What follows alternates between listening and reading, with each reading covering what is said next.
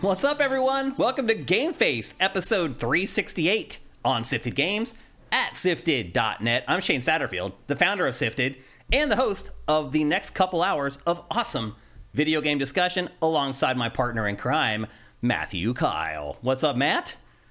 Not much. How's the post-Thanksgiving hangover? Oh, I don't really get one of those. Yeah, because I don't either, honestly. Did you have a good Thanksgiving? It was fine. Yeah? I was here and I baked and then went to movie nights the next couple days and brought desserts to them. Oh. So. Did you make the desserts? Yeah. What'd you make?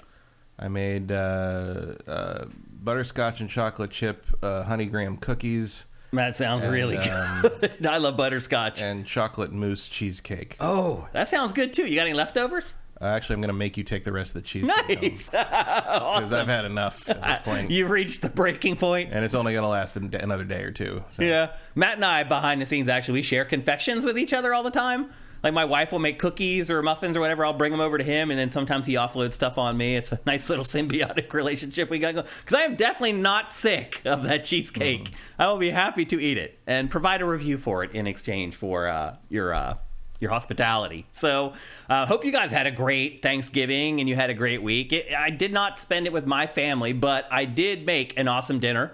I went and got myself a nice filet steak at the store that I made myself, and I made a bunch of side dishes. I had a great Thanksgiving, watched football, relaxed. In fact, it was very nice to have a couple days off. Thursday and Friday, I had off from Sifted. It was nice to have a couple days during the week off for the first time in a really, really long time.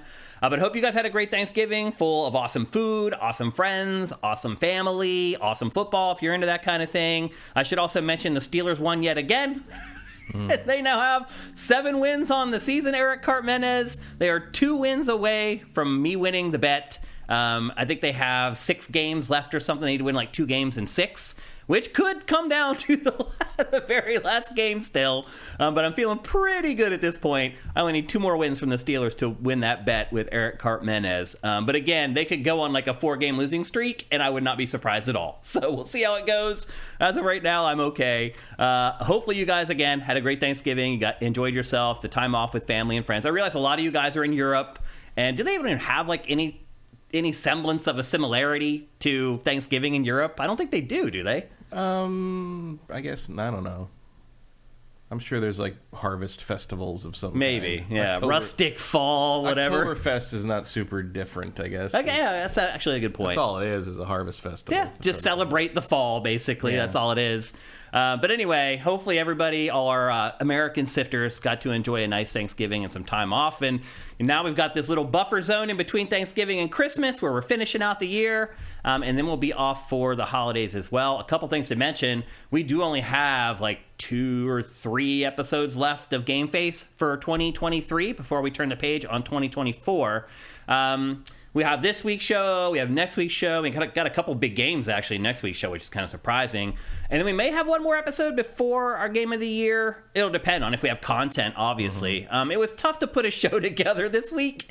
If you're on Sifted and you use Sifted and you check out a lot of the podcasts that we curate, you can see over the last week either they didn't publish episodes, or if you look at the topics, they've been like, oh, okay, because it's been a slow release week. This is kind of this, like I said, when November started, the end of November was completely barren. They really front-loaded a lot of the games in the first couple weeks of the month. And then we have a couple novelties in December, some bigger-ish games that are coming out. We have Avatar from Ubisoft coming out. We have Dragon Quest Monsters coming out, the Switch exclusive. And then that's pretty much it for 2023 as far as big to semi-big games. So we'll see if we can squeeze another episode of GameFace in there before we do our Game of the Year, end-of-year celebration that we always do here on Sifted. We'll see how it goes, but bottom line is we only have a few episodes left of 2023, and what an amazing year it has been. That's all I can say. It has been an absolutely incredible year of video game releases and other stuff as well. How are you feeling, Matt, as the holidays are approaching? Fine. Yeah? Yeah. Well, you have any plans yet for Christmas? The usual. We'll see. I got my flights home. My flight leaves on the 18th. So guaranteed, nothing's going to be happening with us from the 18th forward, at least as far as GameFace is concerned.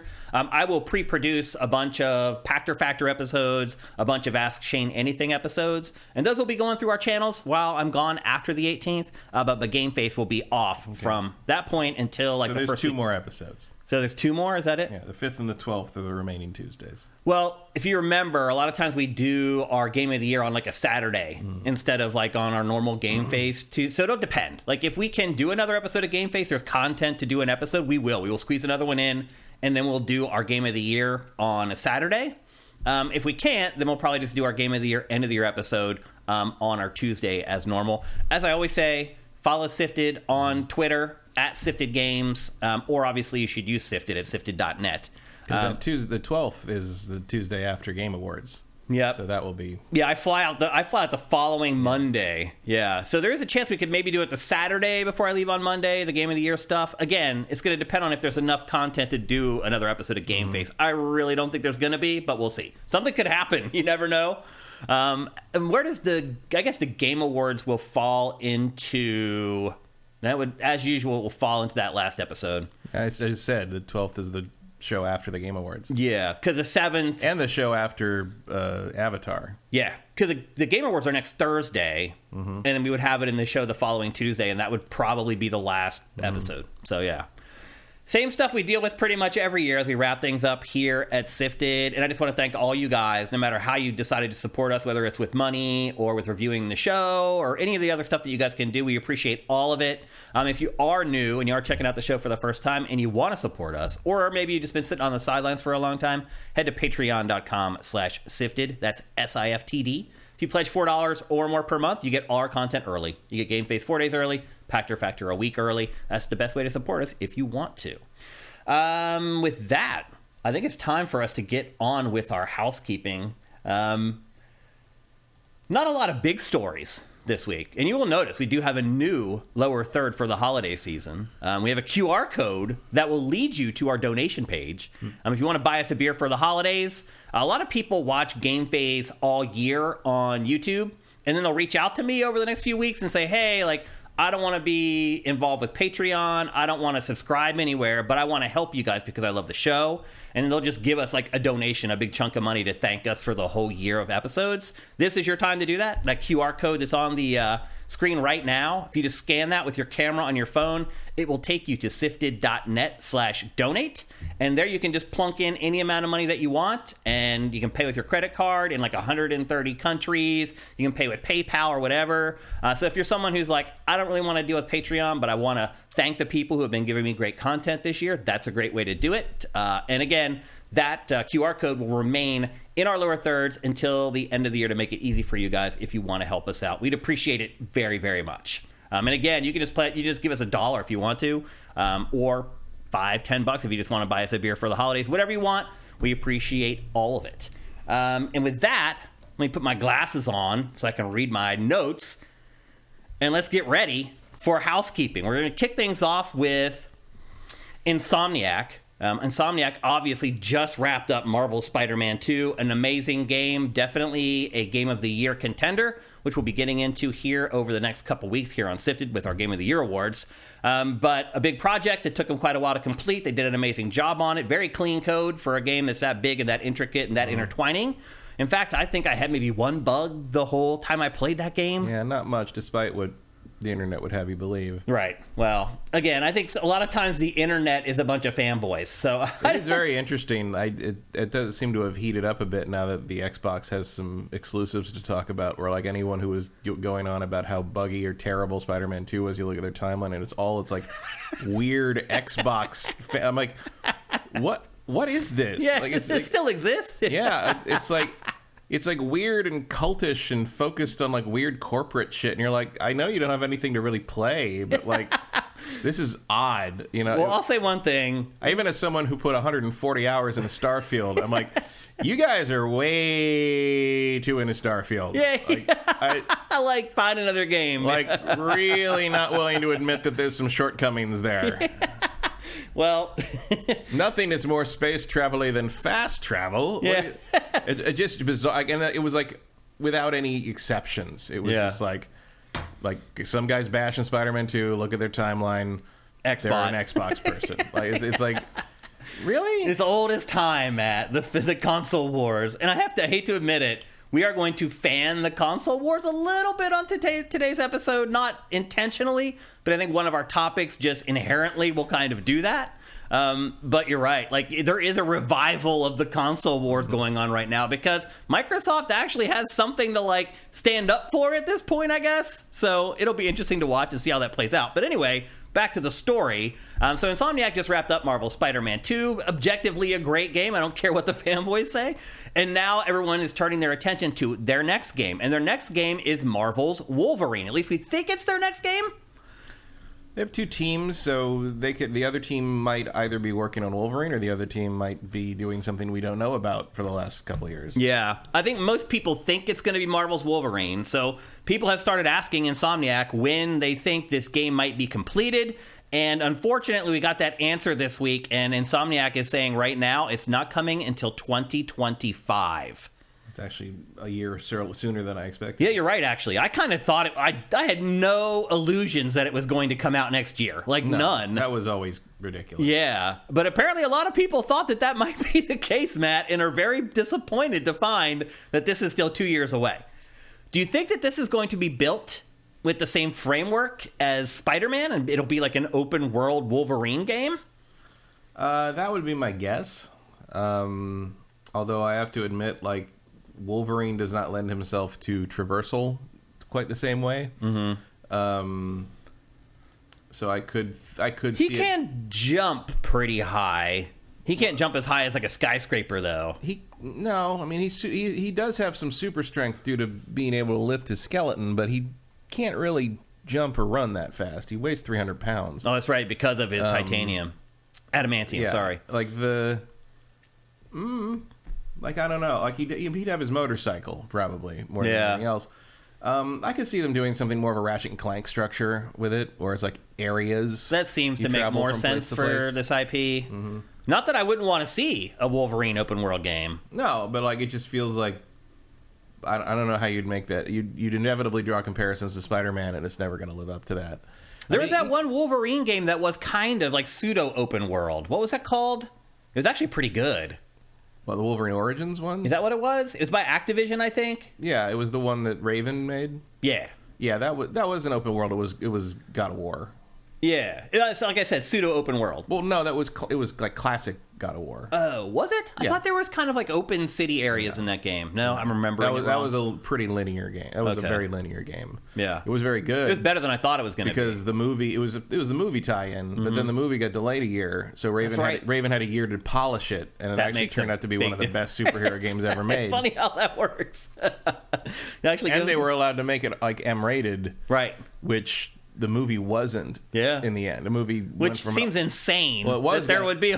Well, it was going to be an R, and then they chickened out and made it a PG-13, but it was too late to change the game because they'd already given. No, so we got what we wanted in the game. Yeah, and they tried. They tried to change it. They tried to make Raven change it. Raven's like, that's not how anything works. It's too late. So if you want us to delay it another year, we can do that. But otherwise, like, no, it's an M-rated violent game, and it was great. It was really good. Yeah, pleasantly surprised by that game. Yeah.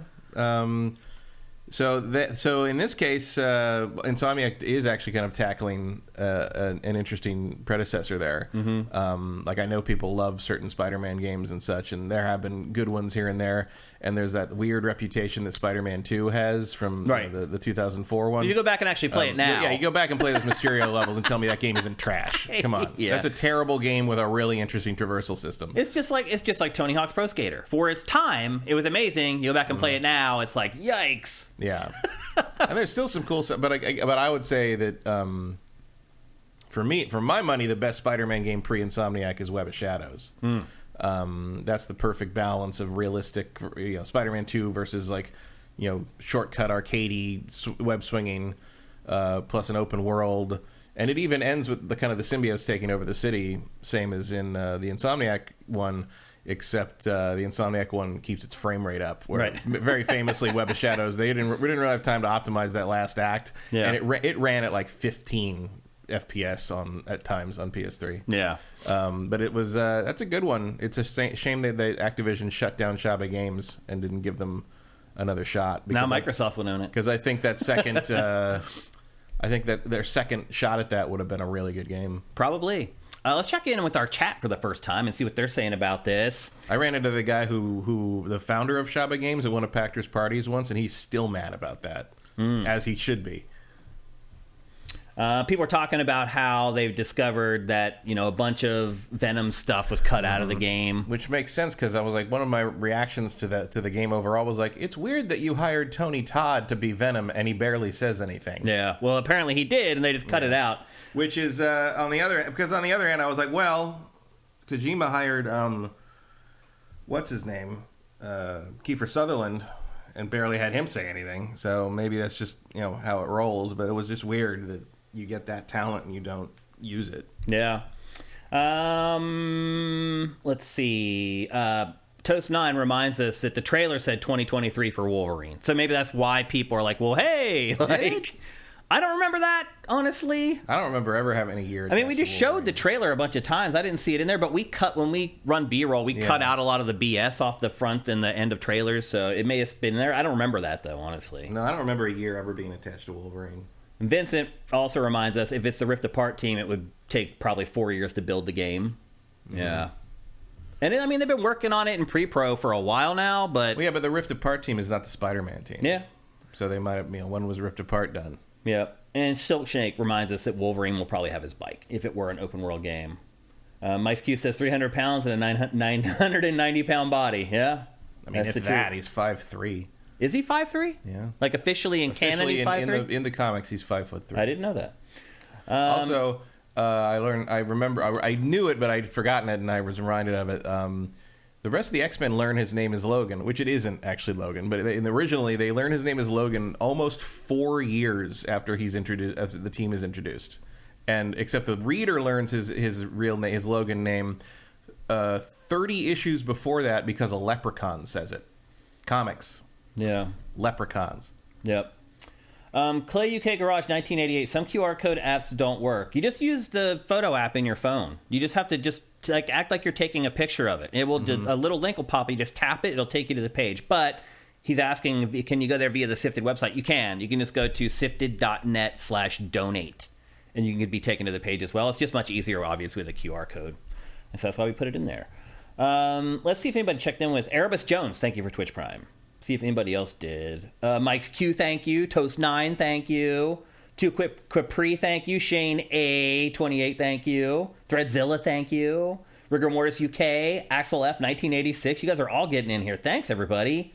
It's at the end of the month. Usually this doesn't happen like this. Glottis021, thank you. Cinetike, thank you.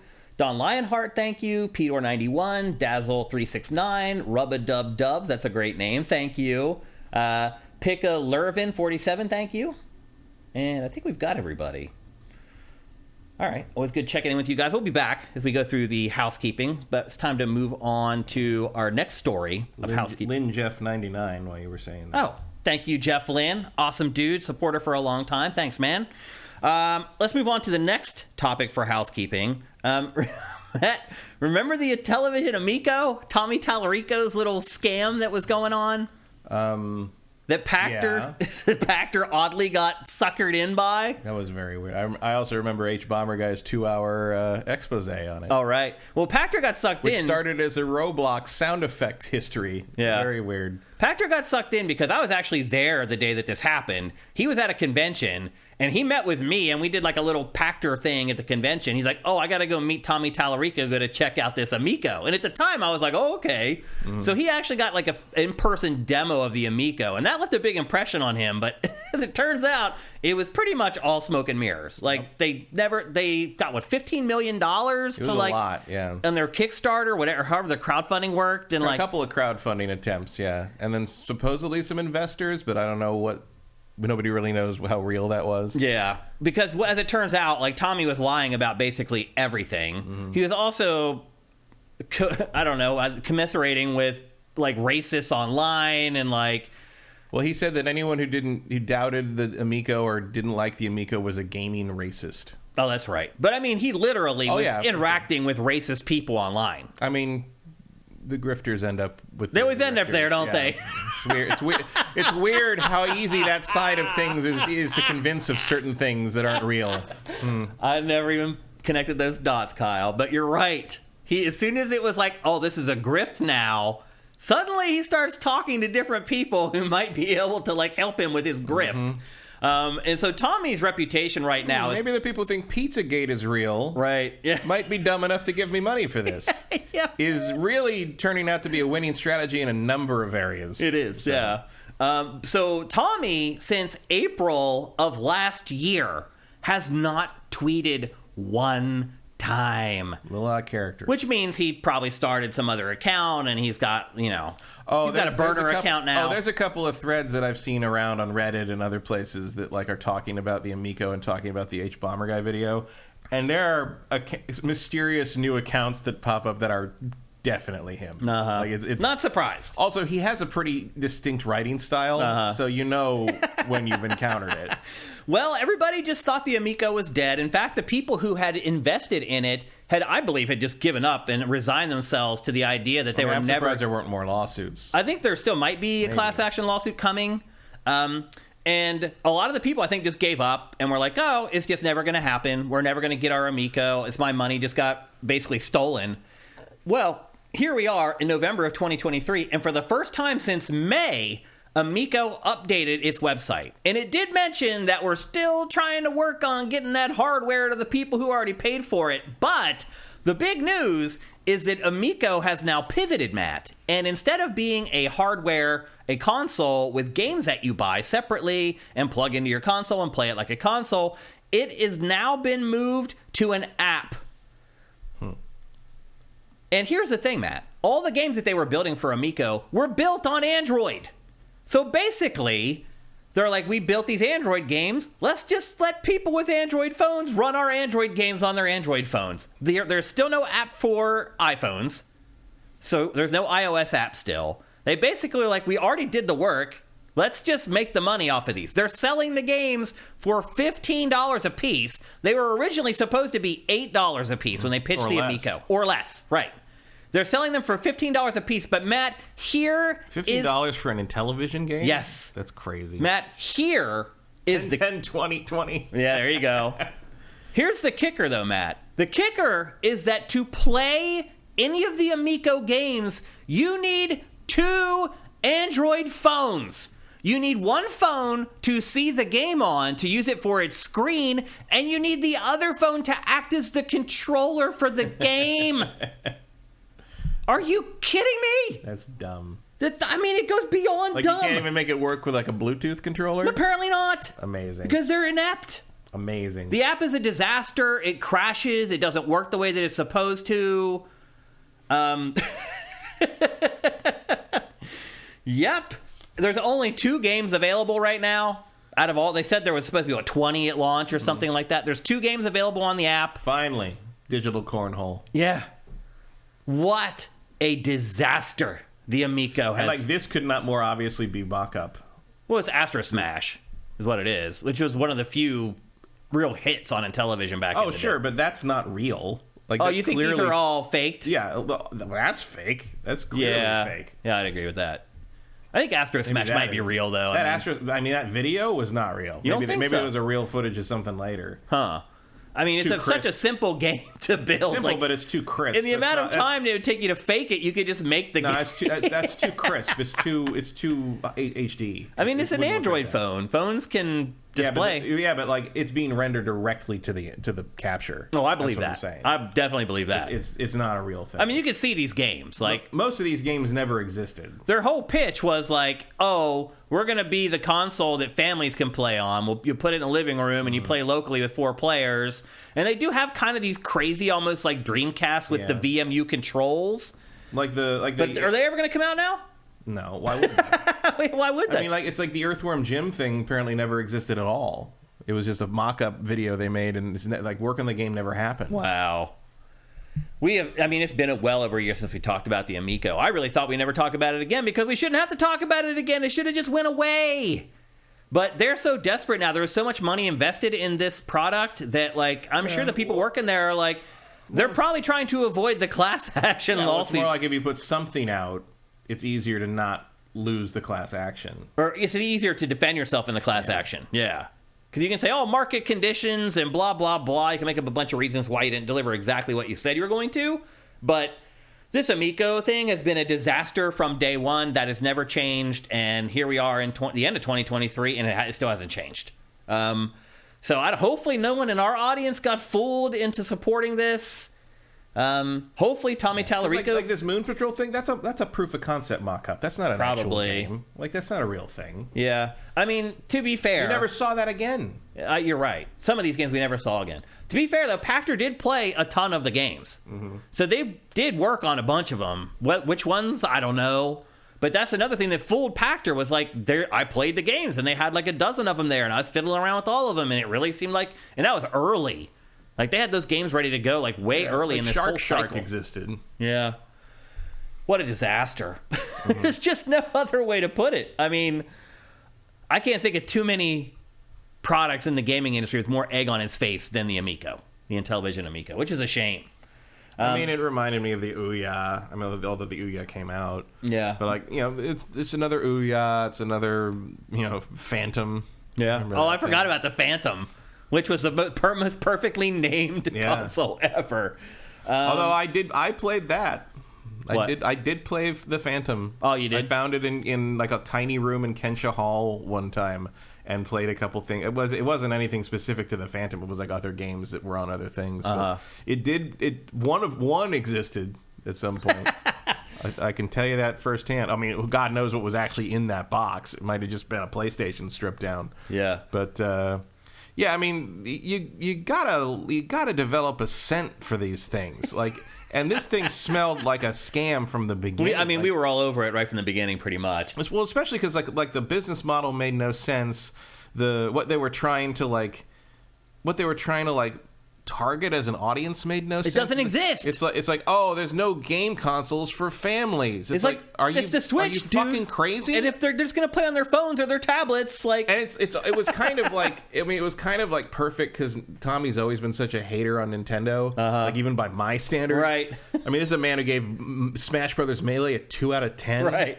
And like sometimes you'd watch Electric Playground, it was just be like, what is going on, like, seriously over here? Like did Nintendo murder your mom? Like, yeah, that's crazy. I mean, and like Vic would get caught up in it too sometimes. Like I think Vic gave like Melee like a 5, right? Because he's like, well, if Tommy's that low, he's standing next to Tommy. I can't give it a 10. Yeah. It's really, and it's like, no, you can. You can drastically just like disagree everybody with else did, except for Tommy Tallarico. And it's just like, and like even without Tommy involved, like, this thing doesn't make any sense. I mean, it's like if you ignore the Switch's existence, I guess, there's a market there. They figured out though that it's just do it on phones and tablets. Yeah. You don't need the console. There is no gap there. They're Android games. Yeah. They're literally built for mobile. It boggles my mind it took them this long to figure that out. Like, and why you'd want to pay. I mean, it also was not. It wasn't. I didn't find it a very reasonable price for what it was, hardware-wise. All the R&D they wasted on the console, on the controllers. Did they though? I mean, yeah. I mean, they made some mock-ups, but was there R&D involved? I mean, like, yeah, for sure. Sorta. Like, I don't know how much they actually spent making the fake thing as opposed to wherever $5 million probably, and then the other $9 million went into their pockets probably. I'm sure Tommy was giving himself a salary of like $1 million a year or something ridiculous. Mm-hmm. Like, yeah. Anyway, stay away from anything that Tommy Tallarico supports going forward. I think that's one thing we've all learned from this Amico disaster. Next up, in housekeeping, get my notes organized here. How do you feel about Bayonetta at this point, Matt? Me. After Bayonetta 3, how much did you end up playing of that? An hour. Oh, really? So it didn't really hit you? I didn't like Bayonetta 3 at all, really. I'm not a huge Bayonetta fan in general in terms of the games. I like the character. I like kind of the aesthetic of it. But I'm not a big character action person. Like, I find those games mostly tedious. Yeah. Like, it's like having to learn a fighting game, except you're not fighting anyone. Except when you're done with the game, you won't use it again. Yeah, there's no point to it, really. It's like, it's like, look at how crazy the style point. But who fucking cares? Yeah. Like, did I get through it? In 2 days, Then I'll I'm never fine. play this again. Yeah. And it won't matter. I hear you. I've never thought about that, but you're kind of right. It just feels like you're entertaining yourself on a level that the game should probably be taking care of. That's kind of funny, actually. Well, as we know, Kamiya left Platinum Games a month or two ago, and we talked about that here on GameFace as well. But he has this little YouTube show that he's been doing every week because he basically has signed a no-compete clause. So to get paid out his severance, he had to sign a non-compete. And those are borderline illegal at this point. A lot of countries, those are being... They don't work in California. Yeah. And then I think it might be United States-wide in the not-too-distant future here. But anyway, in Japan, they are still legal. And so he signed a non-compete, which means that he can't work anywhere for like the next year and a half or 2 years. So he's just doing a little YouTube show to keep busy, basically. And in his latest episode of his show on YouTube, he mentioned that he has not shared he has a 9-game plan for the Bayonetta franchise. That's an option. Which, let's just do the math, Matt. Because it really feels like you ran out of ideas at 2. Yeah. So, well, let's also do the math. Like, that's 6 more games. It took him, 5 years, 6 years to make Bayonetta 3? Dude, he won't live long enough to make that many Bayonetta games. Well, funny you mention that. What? Because he's going to take it to the grave. Oh, yeah, exactly. So as it turns out, he's not shared any of those plans for what he was going to do with Bayonetta for the next 6 entries before he left Platinum. And he has said he will never share it with them. And per what Matt said, he said he will take those plans to the grave. It's like, is she going to fight big monsters from other planes of reality? Right. Or like be multiple dimensions. In skin-tight, hair-based clothing. Yeah. Like, I think we can handle it from here, bro. Yeah. And also, it's like, everyone's making fun of him and, like, it's like comparing him to, like, Yu Suzuki and his Shenmue plan. Like, at least Shenmue was only 5 games. Right. And they got 3 of them done. Well, it's a little interesting that Shenmue's a little more story driven. There's a little more like you want to know what Yu Suzuki thinks happened. Yeah. In that regard, whereas this is sort of like, really, like, I guess probably there's lore, deep lore in here somewhere if you're a Bayonetta fan, but I'm just like, There's not. I don't really see. There's not, Matt. I don't really see where I don't really see where you'd play Bayonetta 9 and be like, wow, we've really come a long way, haven't we? I can't say she that is not the same character she was in Bayonetta 2. Let me tell you. I can't say that I was too disappointed when I learned that there would not be another Bayonetta coming, or particularly that he had plans for It's like, I wonder what happens in the 8th entry that doesn't happen in the 6th entry of Bayonetta. Like. So it's been...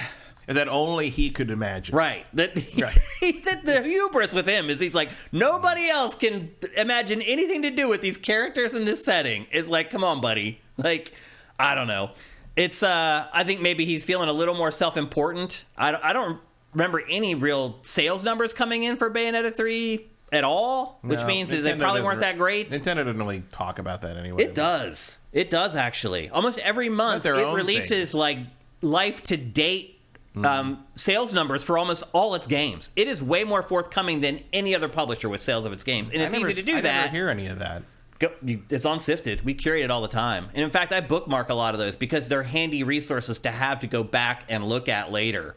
There's a bookmark feature on Sifted, by the way, if you didn't know. That little like flag thing that's next to each story, if you click it, it will save a story to your bookmarks. You can go into your user panel and you can look at all the bookmarks that you've saved. So I bookmark stuff like that. Things like stories that have like all Nintendo sales, all PlayStation sales or whatever. And Nintendo will tell you like almost every month the life-to-date sales. That's easy to do when your games are selling like hotcakes. Not so easy to do when it's the Wii U era. And it didn't happen then, oddly enough, which was kind of funny. So anyway, you think Bayonetta's done? I hope so. You think Platinum will do it on its own without him? Why? Kamiya thinks they will. Yeah? Yeah, he said, as for a fact, he's like, I think they're going to continue it without me. But it doesn't sell. I know. There's got to be better things to do with their time and money. Well, it depends. I think it all depends on whether Nintendo will fund another one. Yeah. If Nintendo won't float the bill to develop Bayonetta 4, Bayonetta 4 is not happening.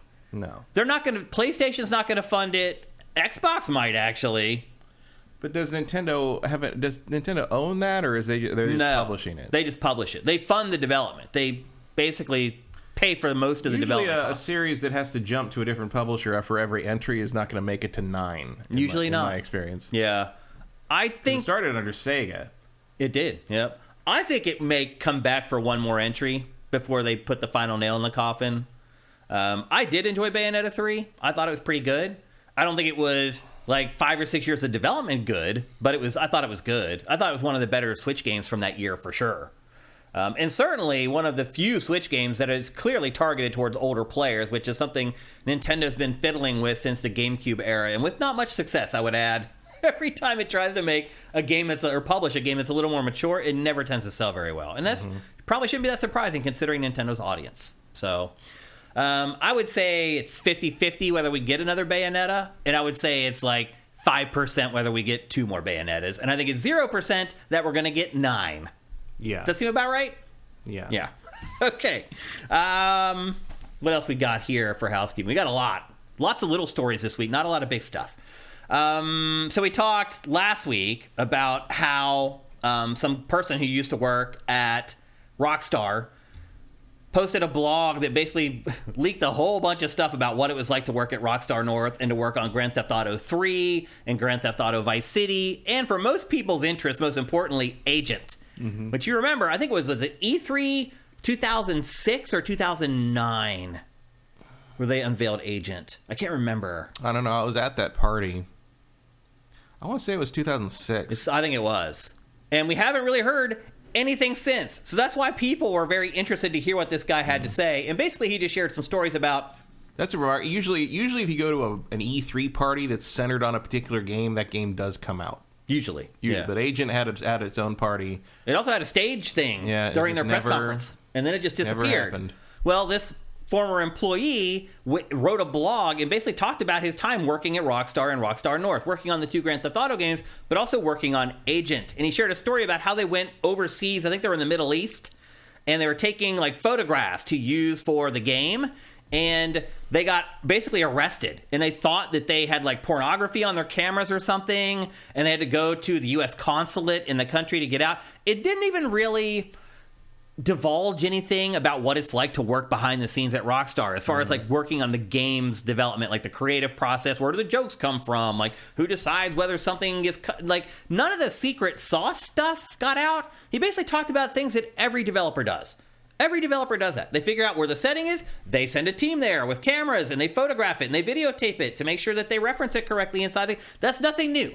But for Rockstar, it was too much, Matt. Rockstar reached out to this poor guy and said, hey, like, you are ruining our mystique by divulging this information publicly. What mystique? Now, I'll say this. He did also talk a little bit about what it was like to work on this game, Grand Theft Auto 3. How do they write 20-year-old humor in 2023 still? But that just shows you the hubris that Rockstar has. And I'll be honest with you, Matt, like, I think maybe some of the craziest fanboys in the industry are Rockstar fanboys. I mean, they are delusional. They think that Rockstar can do no wrong.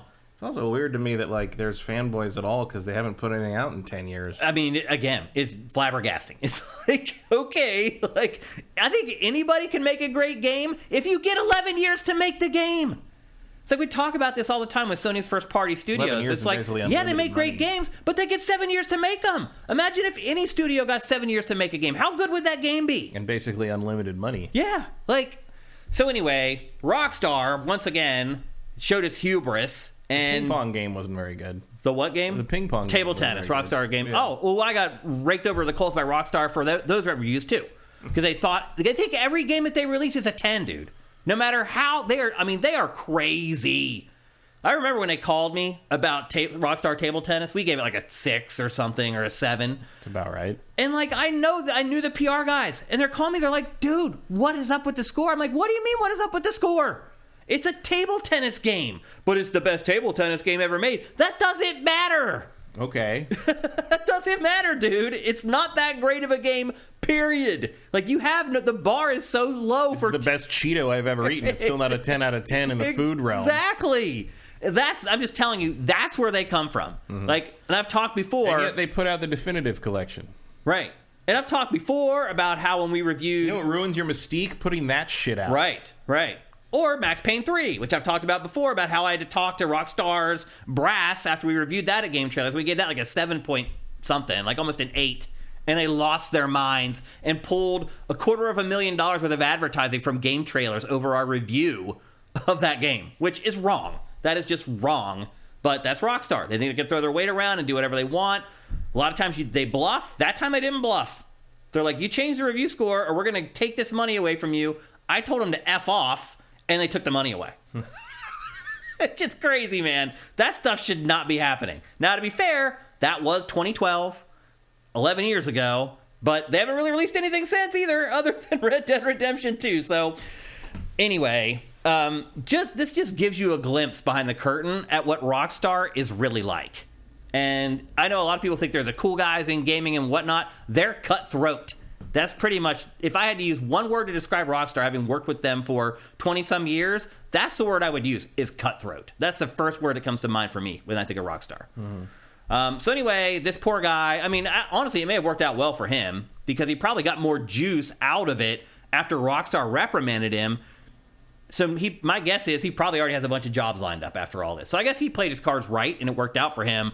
But once again, it's Rockstar showing its ass, which I think is just embarrassing. So it's like, what's the point of working at Rockstar if you can't tell people what you did there to help yourself like move forward in your career? It's crazy that they expect their former employees to not talk about the stuff that they worked on. How are they supposed to get other jobs? So anyway, there you go. Just another glimpse behind the doors at Rockstar. And the funny part is, Matt, like, what he wrote doesn't make Rockstar look bad. Rockstar's reaction to what he wrote makes Rockstar look bad. Oh, the irony. Yeah. So it's crazy. So anyway, we're still waiting, by the way, for the Grand Theft Auto 6 stuff. Still haven't got the blog post they talked about. Trailer they did say in December, but here we are. We're a couple days away from December, so big news coming soon, I would think, on Grand Theft Auto 6. We'll wait and see. Next up, in our housekeeping, unfortunately, we can't show you B-roll for this, because what I've discovered over the last couple years is that Keighley does not clear the performances and other stuff at the Game Awards on YouTube. So the last couple years, we've run B-roll from the Game Awards on the show, and it is hard to cover the Game Awards and talk about it without running B-roll from it. So we're going to have to do it again this year, or for the first time this year. The last couple years, I got lit up with, like, I had to go back and, like, re-edit the episode and slap bars over top of everything so YouTube wouldn't pick up on the video footage. So anyway, we're not going to show you B-roll of it. But, as we said earlier, the Game Awards are on the way. They're next Thursday, December 7th. Is that right? Yeah. Yep. So they're coming up. We'll have one more show, obviously, before they happen. But we're starting to get some information. Jeff needs to keep the hype going to keep people interested in it. He did, like, a big live stream on Sunday for the Game Awards. And a couple things came out. First of all, the Game Awards are beefing up on-site security. We talked about it. Was it last week we talked about the guys that ran on stage? Yeah. And how it kind of is like this viral thing that's kind of good for the show. It drives eyeballs to the show. Well, Jeff has decided that they don't want that to happen anymore, and they're going to have security near the stage to make sure it doesn't happen. It happened in the Summer Games Fest, too. In Germany, yep. And so my point would be that he needs to beef up his security at all his events, not just the Game Awards. But it does look like that we will have a stage barging free edition of the Game Awards this year, or unless, because that's the thing, it does drive eyeballs. Like, people are like, oh, there's something happening over there. Like, I remember last year my wife alerted me that something crazy was happening on the Game Awards, because she was on Twitter and I was working. Like, I was curating all the trailers as they were running, and she comes back and she's like, what just happened? And I'm like, what do you mean? And she's like, some dude just went on stage or something. I'm like, what? Like, I wasn't paying attention to, like, the awards because I was doing other stuff on the site while they would do that. And she came back and was like, it's all over Twitter and something happened or whatever. So it does work. It does drive people to their broadcast, because instantly I was like, oh my gosh. And I went back to try to, and of course they had already moved on at that point. But it does drive people to the broadcast. So we'll see. It's easy to say that right now, but we'll see if Jeff actually has security guards standing up there, making sure that nobody runs up there. And then the final thing, and this is a big deal actually, that Jeff shared on Sunday, is that they are ditching the whole world premiere thing. It's gone. It is not going to be in the show any longer. I'm guessing it won't be in his other shows for Gamescom or for Summer Games Fest as well. That's a huge moment. He has been using that for I mean, I used it when I worked at Game Trailers for like 7 years. We used it over and over again, and he's ditching it. How do you feel about that? I mean, I don't feel anything about it. It's just, I guess he's just tired of it being made fun of. You think that's why he did it? Probably. I don't see any reason otherwise. One concern I think maybe that rose up was that maybe some of the other people who are working with Jeff on these shows don't appreciate that their trailers just get sent out and then everyone else gets like that big world premiere moniker. I don't know. Well, it's either a world premiere or it isn't. Right. Yeah, I mean... That's an objective thing. That's true. So I don't see any reason to change that because of that. No. I think he's just tired of people making fun of it. It doesn't get you anything. Because people are already there. Like, using that in the show isn't going to drag more people to the show. Mm-hmm. Like, it's the world premieres that get them there. Once the show happens, you don't need it. Yeah, you don't. We're already in the building. Yeah. You're fine. Yeah, and we're already watching. Mm-hmm. We've already tuned into the stream or whatever. So, a little interesting that he would do that. I mean, I don't think people make fun of it that much. I think most people who make fun of it are pissed off and jealous, typically. They work at other publications, and Jeff gets all the exclusives that they don't get. I think it makes people a little testy. Yeah. I'm not saying you, obviously. I mean, I see but tons of non-industry people making fun of it because it's silly. It's the same thing before every single one. So like if you run like a bunch of ways, it's like world premiere, world premiere. Like, okay, just say they're all world premieres and save done with it. I mean, you take that header off everything, you save what, 3 minutes? Yeah. The whole show? Like that's funny. He also said that the show, like last year, is going to be a little bit shorter than it had been years prior. That's good. Like, that show needs to be cut down even more to like 90 minutes. Like, yeah, you should probably just run trailers and skip the awards at this point.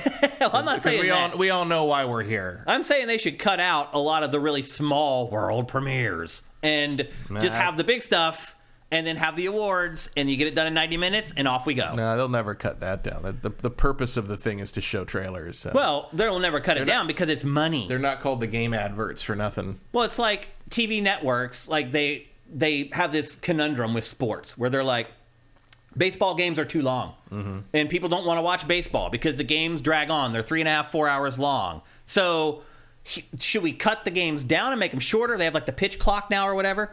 Should we cut the games down and make them shorter? Maybe more people will tune in. However, that gives us less ad inventory to sell. Mm-hmm. And so they could ultimately lose money cutting the games down. It's this algorithm they need to figure out, basically. And I think Jeff is in that same position.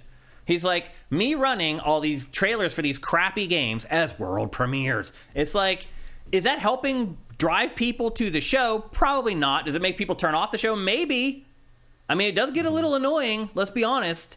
And then you go to a commercial, and you're like, is this a commercial, or is this more world premiere? It starts to get blurry or whatever. And so Jeff has that same question. It's like, do I make the show longer so I can get more sponsors and make more money off the show, but I may lose some viewers? Or should I cut it to the bone, make less money off the sponsors, but then maybe you can just jack up the rate? Yeah, although that might be I didn't think of that. Maybe the reason they removed the world premiere is so that it's harder to tell the difference between the premiere trailers and the ads. It's possible. Which would be really sad. Like the people paying for the commercials are like, we don't like that the world premiere thing is there because it makes it obvious that we're a commercial.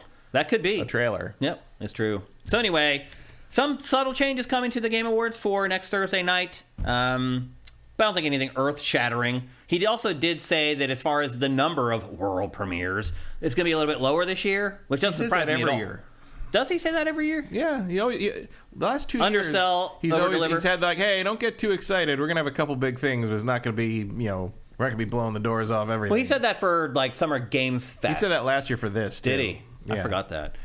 So anyway, he is trying to He has undersell. been managing expectations for some time now. You kind of have to, because otherwise you just get murdered on the internet. Because there's just so many young kids that tune in that just don't understand how things work. Yeah. And they're just like, there's only 20 premieres, and I only care about... it started from like the year before where everybody was like thinking... Everybody expected like the Bloodborne remaster and the shadow dropping Elden Ring, right? And the title of the new Zelda game, and it's just like, what do you think? They go this crazy, is? yeah, exactly. They're unrealistic in a lot of ways. So anyway, we're talking about like it's a big deal if like the new Arc Nova trailer shows up or something. Yeah. There's not a lot of mainstream shit here that's going to reveal itself except maybe, I don't know.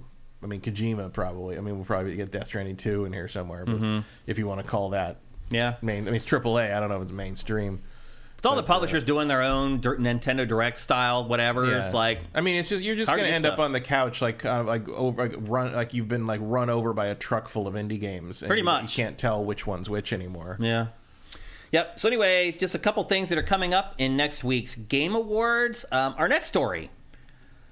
We've been wondering what is going on with the Prince of Persia: The Sands of Time remake. It was announced and then it just disappeared. Trying to get information out of Ubisoft about it has been almost impossible. Well, that finally changed this week. Ubisoft said that the game has reached a very important milestone, which means not only is it coming, it also is pretty far into development and production at this point.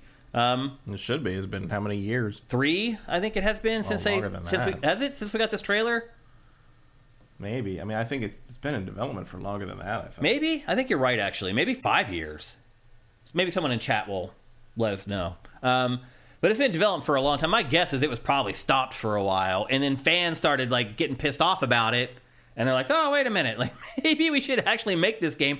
Or they just looked at their release calendar and is like, we don't have enough games every year anymore. And let's be honest, Ubisoft doesn't. I mean, it's to the point where it releases like 2 or 3 games a year. I don't know how you support that many employees selling. Yeah, it was announced in 2020. So 3 years ago. So it's been 3 years at this point. Still, that's a long time. But it was announced in 2020 for a 2021 release. Which means that they had already been working on it. This game, by the way, is a great game. Like the original OG, The Sands of Time. Great game. Well, I mean, I don't think it really holds up much anymore. Have you played it? A couple of years ago. Oh, really? Around the time that it was supposed to come out and it didn't, so I went back. I mean, it's fine, but like... It has all the time manipulation stuff, which still a lot of games don't do. No, but it's also sort of... that's all it is. Yeah. You know? Like, it's... That story's okay. It was groundbreaking at the time, and it kind of opened up some doors as to how to like do some things that a lot of other games have taken inspiration from. Mm-hmm. I don't think it really... I mean, I think what they're doing here are going to change it up a little bit, make it a little more modern, make it flow a little better. Like, that's probably the right call. Mm-hmm. And, of course, the sequels are terrible. Yeah. But, like... Yeah, I don't know. We also have a new Prince of Persia coming here in the next couple months. In February, I think it launches. The 2.5D Prince of Persia. I thought it was the end of January. I think it's February. It's soon. It's in the next couple months, the first couple months of the next year. So we'll have that. Like, when do you think we're going to play this? My guess is not next year. They'll wait. I don't know. 2 Prince of Persia games in the same year. Probably not a smart idea. No, but it's Ubisoft, so... My guess would be maybe like a year to the day after the new Prince of Persia launches. So like February of... I mean, it was always supposed to be like a Q1 thing. Yeah. Even the announcement in 2020 was like early 2021. Yeah. So they seem to want it in there somewhere. Yeah. And that'll give you a year to sell the new one before you release this remake or whatever. But anyway, it is coming, and I think a lot of us, we just thought that we were never going to see it, and as it turns out this week, it is on the way, and pretty far into development. My guess is milestone, something like that. That means it might be feature complete, something like that. Yeah, although that would mean that's a long time to polish something like this. It is, yeah. Maybe it needs it. Yeah, it could be. But anyway, Prince of Persia: The Sands of Time remake is still on the way. Next up, we also got some information about the next Call of Duty. Everyone was kind of confused because we weren't supposed to get a Call of Duty this year. This year's game was supposed to be in 2024, and then 2024 is supposed to be Black Ops, but if this game is next year, then Black Ops is going to be pushed to 2025. Nobody knew what was going on. And so this game comes out, and we've talked about it the last 3 episodes of GameFace. We don't need to talk about the actual game anymore. But this game comes out, and it is a brand new standalone game with its own campaign and blah, blah, blah. And then people are like, okay, well, that means Treyarch's game is coming next year instead of 2025. And what is that going to be? We found out this week that it is Black Ops 5, most likely, and that it takes place during the Gulf War in the early 90s. So it will have some kind of antiquated equipment in it, which is, not what Call of Duty has been doing for the last several entries. It's been this near future setting. Although Black Ops is usually historical. It always does go back. Yep. How do you feel about a game set during the Gulf War? Oh, I don't care. No? No. It's more likely to play the campaign or... Not at all. Yeah. It's a little weird, I guess, in that you're making a campaign in living memory. which has not run out. I guess Vietnam technically was, but it probably.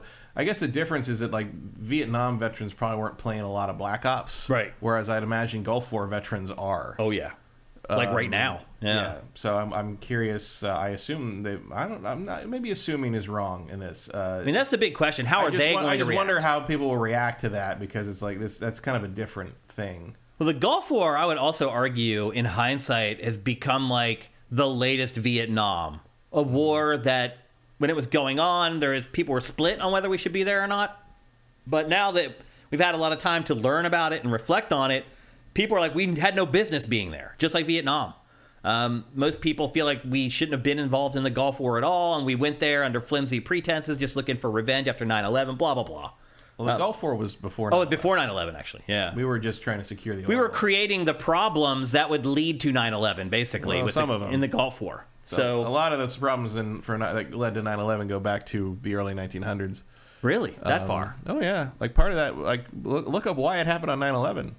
That's an important date in Iran.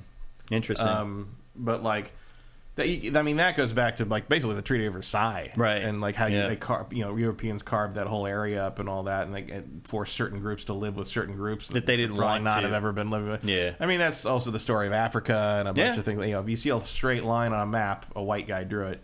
Yep. You're right. That's but true. But this is like, how do you? I'm curious how they're going to tackle the nuanced idea of like depicting a boots on the ground combat in a war that like probably shouldn't have been around. You also got like Gulf War syndrome, right? Like a lot of the U.S. soldiers that came home from this did not come home okay. No, even didn't. In ways that were different from normally not coming home okay from a war. And I wonder, do you address that? Or do you just go full Jingo with it? I don't know. Like it's. The setting also, if it does in fact take place in the Middle East, that's not exactly an exciting setting. Not exactly exciting setting. And also, your opponent's not a great look. Yeah. If you're literally just gunning down Muslims at that point. And with what's going on right now, I don't foresee what's going on right now to necessarily be settled by a year from now. It's a very. It could be a tough. It's a very flammable premise. I hope they're thinking about it, because they may end up having to have no Call of Duty next year instead of this year. Although like maybe they're sitting there thinking like, well, this will get us back this will get us on CNN. All right, and which means no such thing as bad publicity. Yeah. To me, it's not an exciting setting at all. I'm not. I talked about on Ask Shane Anything. Like, one of the places I have really no interest in ever going as like a tourist is the Middle East. Mm-hmm. And it's the same deal with video games, like games set there. I mean, let's just be honest. It's a lot of sand. It's a lot of tan. Mm-hmm. I think it's a hard setting to make interesting. Yeah, and visually. There are interesting places and ancient sites and things you can do stuff with, but like that wasn't they weren't really a huge part of the Gulf War. Mm-hmm. Obviously you can do whatever you want. It's fiction. Sure. Like if you want to have everybody fight at an ancient temple or something, like I guess you could. Or have it be like an alternate history version of things. Mm-hmm. It's not. Fallujah is not a fascinating battle. It's just a horrible incident. It's horrible. Yeah. Which I guess you can capitalize on in this game, but it all again. Just saying that sentence. You're in the living dirty. memory thing again. It's like for whatever reason it's a little different when you're doing like world wars. And it's like everybody who's involved in them is either dead or in their 80s. Right.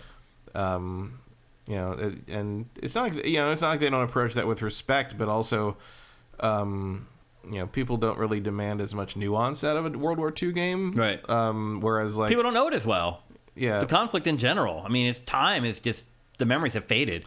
A lot of Gen Z don't know really anything about World War II, and the Gulf War obviously much more recent. And I would argue Gen Z doesn't know anything about the Gulf War either, but maybe not. Maybe a little bit more. I mean, there's not a lot of, exciting history around the Gulf War. It's just sort of one of those things we did that we don't really talk about anymore. They just dragged on and we're embarrassed by. Yeah. Gulf War didn't last very long. Really? It was only. Desert Storm was like 30 days or something. Yeah, that's true. That was liberating. We were in Afghanistan way longer. That was liberating Kuwait. Yeah. The war in Afghanistan was a giant. That one really dragged on. That's another one we absolutely should not have been there for. Funny how that works. But. this was just securing our oil fields essentially, and turning Saddam into the real villain of the monster of the latter half of the 21st century. Yep. It's always good to have one of those. Well, the good news, at least for me, is that Treyarch's Call of Duty games are my favorites. So I am excited that one of their Call of Duties is coming out next year, but now I'm really starting to wonder if that's going to happen or not. I mean, it won't matter to the multiplayer. Yeah. It's going to be what it is. The campaign, though, might have, it might finally get one of their no Russian moments again. Except Treyarch isn't the one that did no Russian. No, but the people who didn't know Russian are gone. Right. So that was Infinity Ward under the Respawn people. Right. Yeah. So anyway, we'll see what happens. I mean, it could get messy, Matt. If this starts spreading, here's the thing, though. They didn't unveil this year's Call of Duty until 3 weeks before the thing launched. I remember they waited this year. Usually they unveil it around E3 time. They waited until fall to unveil it this time. And they may do the same thing with this one because they're like, man, let's just slide it in under the radar. We know our fans are going to buy it no matter what. I don't know. It'll be interesting to see how it all plays out ultimately. And the timing is just bad because, they plan these way in advance. So, 7 years ago, Treyarch is okay, for Part 5, we want to do the Gulf War. And at that point, they're like, okay, that's fine. But now, things change in the real world, and all of a sudden, maybe that's not a great plan, but you've already been working on that game for 4 years, and you need it to come out if you're Activision Blizzard, or now Microsoft. You need it to come out every year. It could get really messy. So we'll see how it goes. But as of right now, the next Call of Duty for next year is a new Black Ops game set during the Gulf War in the early 90s. Next up, PC players have been waiting a long time for something from Starfield, and that is DLSS, and that delivered this week. Matt, did you go back and play it at all? I poked at it a little bit. What did you think? It's about the same. Really? I mean, my game didn't run badly. It was all pretty smooth. Now I can run it at a higher resolution and downsample to 4K, and it does look sharper. It definitely looks better. Okay. But your frame rates are better though, right? Frame rates is still 60. Oh, okay. I mean, my frame rate was always fine. You can't get it up to 120 with DLSS? Probably, but I don't care. Okay. Really. 60's enough, man. 60's fine. Yeah. 30's enough. Yeah. I have no problem playing 30 frames per second games as long as they're rock solid 30. So yeah, it looks good. Did it allow you to add any effects to it that you weren't able to use before? I mean, your PC is such a beast. The HDR looks better. Okay. Just because of the downsampling to some degree, and I think the HDR didn't work quite right at launch anyway on PC. So yeah, wandering around the main city and looking at some planets, it definitely looked better. Not like a generational leap or anything, but it was just okay, yeah, that's more like what I mean. It looked more like this, really. So that's good. I didn't keep playing it. I didn't. The only thing I really played for any length of time this week was a game called An Arcade Full of Cats. That's funny. Which is a hidden object game. Oh. Ostensibly by a development team that's all cats. What do you mean? The fiction around the development team is that they're cats. Oh. And they're free to play games, most of them, and then if you buy the DLC for them, the money goes to shelter cats. Oh, that's great. But they have a bunch of them. The arcade one is fun. It goes through different 80, 85, 90, 95 of different arcades you go through time, Back to the Future style, with a Doc cat and a Marty cat. And you have to find cats in each arcade, and the arcades are they're all drawn up with cat versions of classic arcade games from the correct era and stuff. Yeah. So that's what I played this week, and I did boot up Starfield just to see it. And yeah, it looks better. It looks pretty much like it probably should have when it launched. Honestly, other than that, I didn't see a huge difference. Well, obviously, it's not a content update. It's a options update. I guess the field of view thing was put in too, but I didn't have a problem with the field of view to begin with. So okay, but a noticeable improvement for people with weaker rigs. It probably should be a huge improvement. Probably, performance wise, no. Visually, it did make a difference. Okay, even on your amazing machine that you own. So that's good. Users had hacked it into the game almost right away. It's funny it took Bethesda so long to get it to work. But yeah, well, I think this one lets you. It's good enough that I can run it at 8K and downsample to 4K, and that does make a visual jump. Okay, of appreciable amount. which I couldn't really get it to work that way with the user-made version. Okay. And for those of you who don't know, by the way, DLS is like a magic trick, basically, where it... Or FSM or whatever it is. Yeah, how do you even say it in layman's terms? It's basically using an algorithm to generate frames. That it's not legitimately producing through hardware. Yeah, that aren't coming from the actual game. Yeah. And that just happens to be, it's good enough that it fools your eye well enough that it feels like you're running at a higher frame rate than you can run at. Yep. And you're looking, Cyberpunk, if I turn everything on, everything up to maximum on Cyberpunk, I get like 55 frames a second on my computer, and then if I turn DLSS on, I get 120. Yep, there you go. That's how it works. It's a remarkable leap. Yep. So finally, that's a part of Starfield on PC, although it feels like it may be a day late and $1 short. Yeah. Though typically Bethesda's games are played for years. As Cinetite notes, I am using DLSS 3. Okay. Because it's the 4000 series card, whereas anything else below that is stuck with 2, which is still good, but it's not quite on the level of what 3 is doing. Cinetite also reminds us that the Dark Pictures anthology House of Ashes is set during 2003's invasion of Iraq. And it was a cool backdrop for the game. Games don't always stay away. Eternal Darkness had a Gulf War section. That's right. I forgot about that. Yeah. And then Quickster asks, thoughts on Starfield developers responding to negative Steam reviews by basically saying you're wrong. Yeah, so that's the story that came out today, is that the developers of Starfield are going onto Steam and replying to negative reviews. Which is absolutely crazy. It's insane. It's like whack-a-mole. Why would you do that? Why? You can't do it. It's the same reason, like, back when I did Invisible Walls and we'd have, like, 150,000 people watch the show every week, I didn't even go into the comments because it was pointless. Like, when the first couple of times I tried, I was like, why am I answering this person's question, but I'm ignoring the other, 5,000 people who commented on the show? Ultimately, I was just like, I'm just not going to comment at all because I didn't feel right, like, picking and choosing who I was responding to. Like, this just... And it also, as one of my friends online said, it ends with warm regards. And I've never been fully satisfied with any message that ends with warm regards. Total passive-aggressive sign-off. Yep, absolutely. It's like what a waste of time. Yeah. Like, you know what? Instead of writing Steam review responses, maybe you could have gotten that DLSS patch out a couple weeks sooner. Yeah. We also think, too, about all the layoffs that are happening in the games industry. Like, okay, if you are going to lay people off, those are the people you should probably lay off. And if you're going to, look, people who are going and sometimes you get weirdo trolls in the reviews, and like these indie developers go in and kind of address them, and Steam does kind of deal with that. But Bethesda doesn't need to do that. There's no reason for Bethesda to be doing that. Like, it's ridiculous. They're too big. Yeah. They're owned by Microsoft, for God. Who cares? Yeah. I don't know what they're thinking. It's ridiculous. It's not going to do anything. All it's doing is, now we're talking about it. You're throwing a thimble on full our of water. podcast. Yeah, you're throwing a thimble full of water in a house fire. Yeah, exactly. And they're going to talk about it on all the other podcasts. Because now Bethesda looks like an idiot. Like, this is on the internet 101. It'd be one thing if it was like about this issue or this, maybe this person has a hardware issue. Yeah, you're just not understanding. But you're literally saying, like, hey, the boring is intentional. And you should be excited about the boring. The boring, yeah. I mean, that's what's happening. And it's just like, I mean, I get what they're saying. Like, you need negative space to highlight the, you can't have light without the dark kind of thing.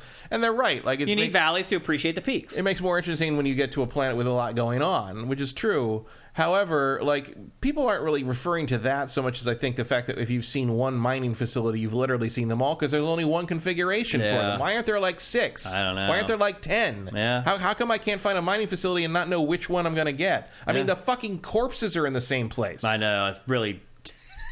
So, yeah, don't give me that warm regards shit. Give me some fucking corpses in a different stairwell. How about that? Yep.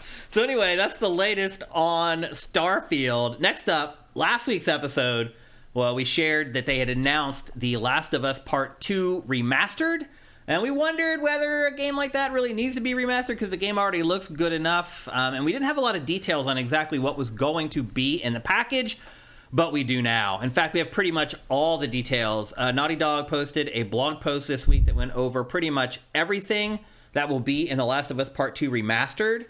It will include a trio of lost levels, which feature playable sequences previously cut from the game. The lost levels let you explore early development versions of 3 new levels not seen in the original, including Sewers, Jackson Party, and Boar Hunt. There's also, they've recorded hours of brand new developer commentary that you'll be able to play or be able to listen to as you play the game if you want to. And they also released more information on the roguelike survival mode that's called No Return. Basically how it works is you survive as long as you can in each run, and then as you choose your path through a series of randomized encounters, you end up coming up against different foes in memorable locations through the campaign. And then ultimately each run ends in a boss battle where they pull one of the bosses from the main campaign, which is pretty sweet. There are also unique gameplay modifiers that offer new and unexpected challenges as you fight through the different waves.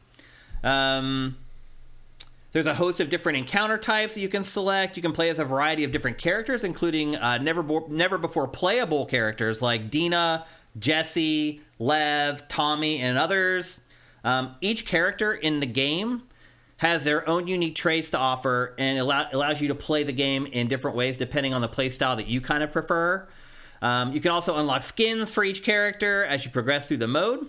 And then a final technical note is that the game will feature enhanced graphics, obviously, including native 4K output in fidelity mode and 1440p upscaled to 4K in performance mode.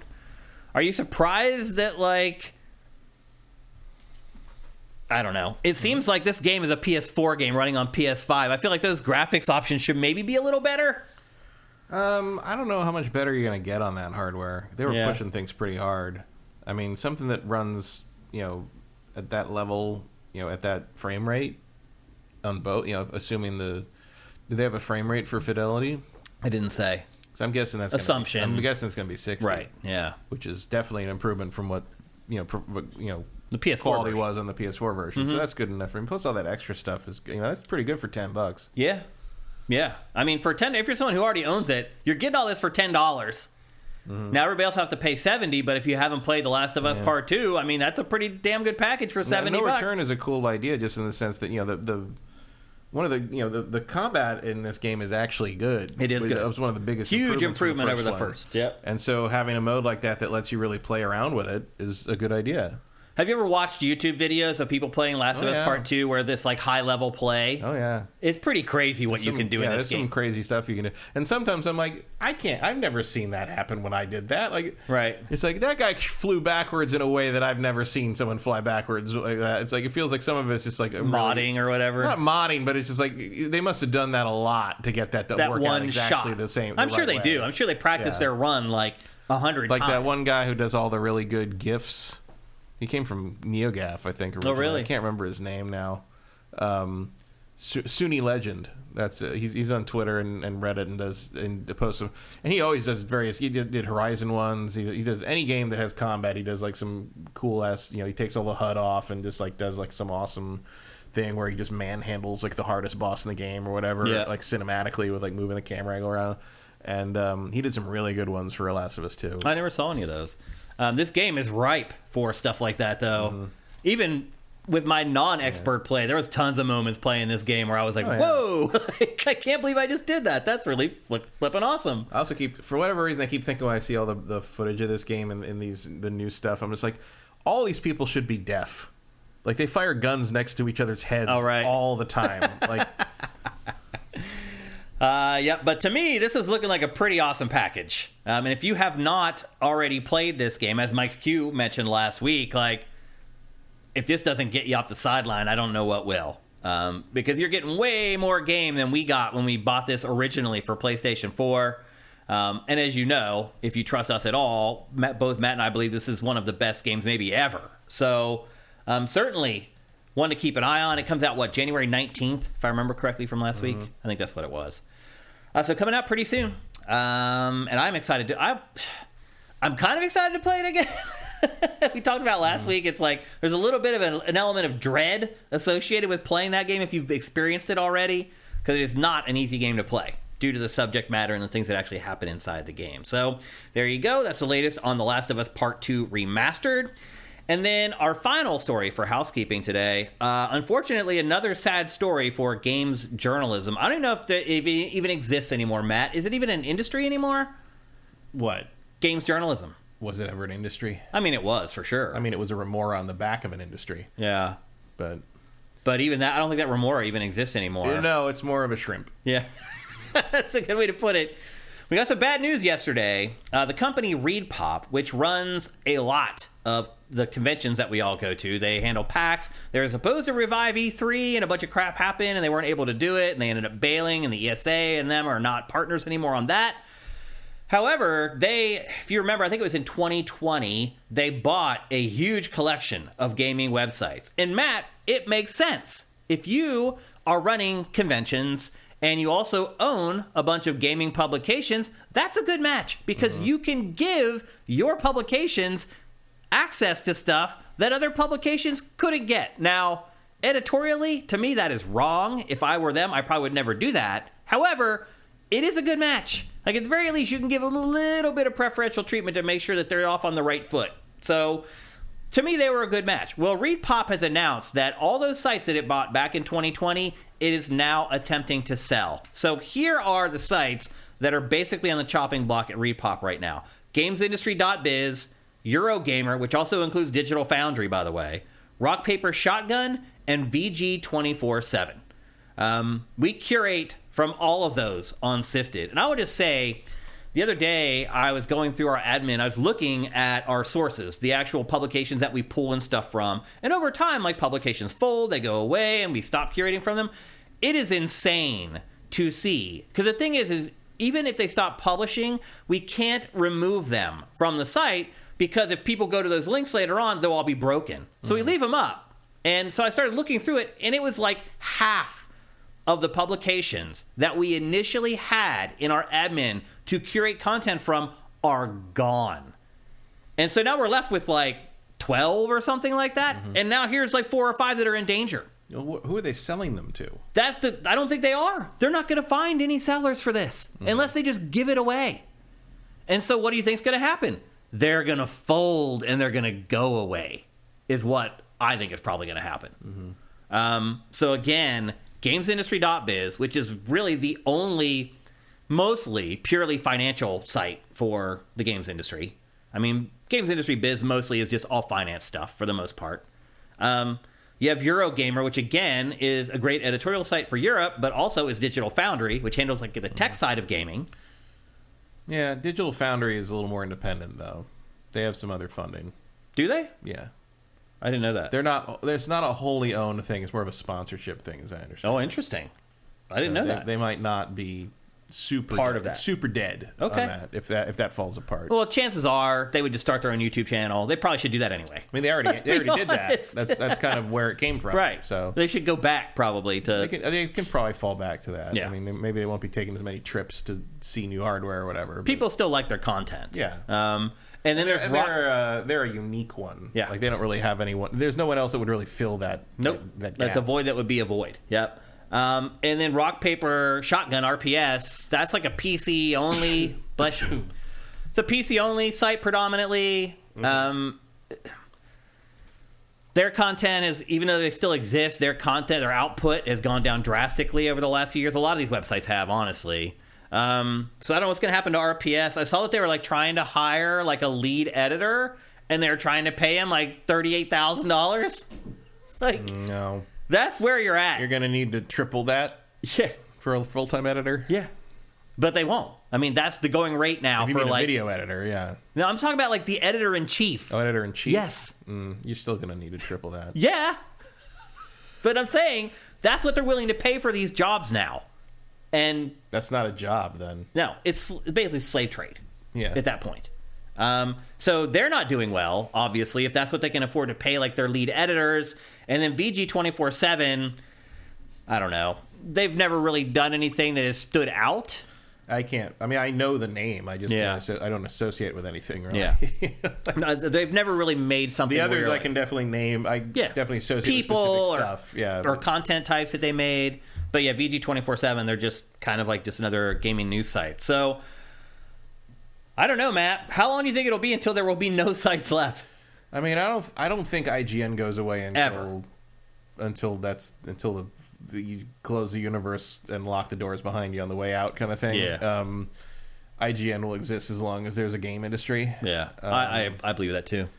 Everything else, We'll see. I mean, GameSpot is going to take a fair amount to knock down, but like it's right there on the edge. You can look at their traffic and see it's not good. Well, I mean, it depends. As long as advertisers are in there, it doesn't matter. They can run on a skeleton crew, like they've pretty much been doing. But you have to have inventory to have advertisers. You have to have video views to run your ads on. You have to have people showing up to your website with their eyeballs to look at the ads. Like, right, but if you're a part of a conglomerate like that, a lot of times it's part of a group buy. Yeah. So they may slip by for a little longer than you might expect. Well, they are owned by a big conglomerate now, and that might make a difference for them. Yeah. But there you can see. But there's going to come a time when they do their pruning round and realize that they've got this like little thing over here that nobody's looked at in 2 years, and then they're going to cut that and make it look like they're being responsible, right? And they'll try to streamlining the company. Yep. So there you go. They'll lower its overhead, and they'll try to sell it. So or just shut it down. Right. There's a point at which you're like, well, who are you going to sell that to? It is crazy to think though that you have. That's the problem. Is like when who buys? Who buys any of this stuff? Who wants this? I mean, for most of these, they're just a black hole of losing revenue. Like, I don't know what it would take to turn things around because the kids just don't care. Like, Gen Z does not care about websites at all. Well, it was interesting to see, there was a controversy on Twitter this week with an indie developer who did like a whole long thing about it. It was a game, it was like a little indie game. Why can't I remember what it was? It's like growing spices or plants it's some weird little season, something like that. But he was going along about it because it sold like 1 million copies on Steam. Mm-hmm. So it's a success. But one of the things he said in his kind of Twitter thread that people lost their spirity. That's right. Thank you, Vincent. It was like at one point he was basically like, I didn't really get any YouTube coverage because I refused to pay the influencers for it. I think that's gross. I think it's icky, and like some people did. There were a few videos, like he had a screenshot of some, like Cozy Gamers Club and a couple things that did it just because they were interested in it. And there was this huge fury in response to that of like, how dare you not think that these people should get paid for their work and all this shit. And it was weird because like even like places that normally like are pretty even keeled about what the influencer versus payment thing is, like Reset Era and stuff, kind of lost their minds and were like, this guy's an asshole. And he was forced to apologize. And like, it was crazy. And I'm like, wow. It's not. I mean, yeah. If he doesn't want to pay for advertising that way, then that's basically he says it feels too much like paying for an opinion, paying for a review. Yeah. And what those influencers do is not reviews. They do basically fluff content. They do fluff. They do PR, right? Yeah. But like, and it's weird to not see the Gamergate people come out here with all of a sudden that's cool. The ethics in games journalism. But it's like that. But it's that thing that was happening back then where it's like, we believe that all the people who work at real review outlets are paid shills, but we trust the opinions of the YouTube people. When the YouTube people are the ones that are actually getting paid by the publishers to like the game. Yeah. And it was like this all over again, and all the YouTube supporters and all the YouTube people freaked out that this guy was saying that he didn't want to pay these guys, and it felt gross. And everyone kind of agreed with him. Yeah, they're like, "How dare you not want to pay people to lie to me?" And please. Then it kind of like derailed and turned into this thing. It's like, well, he said that he got no YouTube coverage, but he even had a screenshot of these smaller. And how do they think those smaller YouTube channels felt to be called no coverage? And I'm like, I'm pretty sure they knew what he meant on that one. That he meant like the big boys weren't paying attention. Yeah. And clearly he saw that he should put a screenshot up of them. He saw it. He saw that. But he meant no YouTube coverage in the sense that they were not on the front page. It was you would never see that randomly pop up in the algorithm. You saw that if you were a subscriber to those channels already. Right. Which is not nothing. Yeah. And he basically says, now I wonder... Well, if you're the little guys... And he said, now I wonder, now even though we sold 1 million, now I wonder how much more we would have sold if I had paid for that. And I'm like, that's a valid question. Yeah. But he's not comfortable with it. And like, he got fucking hammered and basically backed all the way down. Like, and it was so weird. Like, Matt, people have no idea no value attributed to the reviewers versus YouTube people who get paid to act like they like a thing. Here's the thing, Matt. They have no idea how shit works. Also, isn't YouTube the one that's supposed to fucking pay you for that? Not the game company. The truth is, they just don't know how stuff works. And they don't think about it either. They're like, I like this person. And that's really all that matters. They don't care how much experience they have, whether they care about their own editorial integrity. They don't care. They like the personality. And that's all that matters. And they're like, I like this guy. If this guy likes this game, even if he's lying to me about it, I also like this game because I'm his whatever their little name is for the fans. Like, we have sifters or whatever. Every person has, like, the name. Like, I'm them, and I'm going to believe this guy, and I'm going to buy stuff based upon what... It's crazy. But that's what's happening with journalism. Because you have, like, fake news. So there's this, like... Fake news didn't quote the phrase didn't even exist until like 2016. Like, but now everybody knows not it. Widespread. Fake news was used pretty widely in 1930s Germany. Oh, that's where it comes from. Yeah. That is not a coincidence. Yeah. Think about it. But it's funny. Like, even the people who don't subscribe to the fake news BS, still in the back of their mind, they're like, fake news. It's a thing, and so. They're just generally, the trust in real journalists has waned since 2016 because you have large groups of people actively trying to undermine the truth. Right. And there's also the constant misuse of the word shill, which drives me nuts for reasons that are mostly probably related to my English degree. Yeah. But it's just like, that happens mostly in things like the Star Wars fandom, where they're like, oh, the Disney shills are here to defend. I'm like, You understand that a Disney show would be someone paid by Disney to try to get you to engage with the content, and we mostly just want you to go away. That's funny. Kind of the opposite of a shill when you think about it. Yeah. But that was a weird moment in the past week that I assume didn't get a lot of coverage because nobody wants to touch it. Yeah. But it's like, it was just ridiculous. It was. I mean, here's what's going to happen. There's a reason. At some point, there's no more game reviews except from these influencer shills channels. Yeah. They are shills. Yeah, they are paid. And I'm not saying you can't do paid content and not still have an a legitimate opinion later. Like, I'm not saying later in that piece of content you probably can't. No, but like we did that. We did previews of things that were paid, and then like when it's time for the review to come around. We didn't pull punches on it because of that. Yeah. Like, that was part of the deal. You can't do it right. Yeah. I just don't really think a lot of people in the YouTube space are doing that because you're not dealing with people who are trained in that kind of business. Well, here's the problem, These people don't have journalism degrees. These people don't know what it means to do most of them barely graduated high school. Let's be honest, man. Like... Here's the thing, though. They don't have editorial teams. They don't have someone keeping them in check. No, they don't even know what editorial is. They've never even heard the word. Mm-hmm. They didn't enter into their minds that taking money from Nintendo to say a Nintendo game is awesome is something that they shouldn't do. That's not even in their minds, Matt. Mm-hmm. Here's the thing.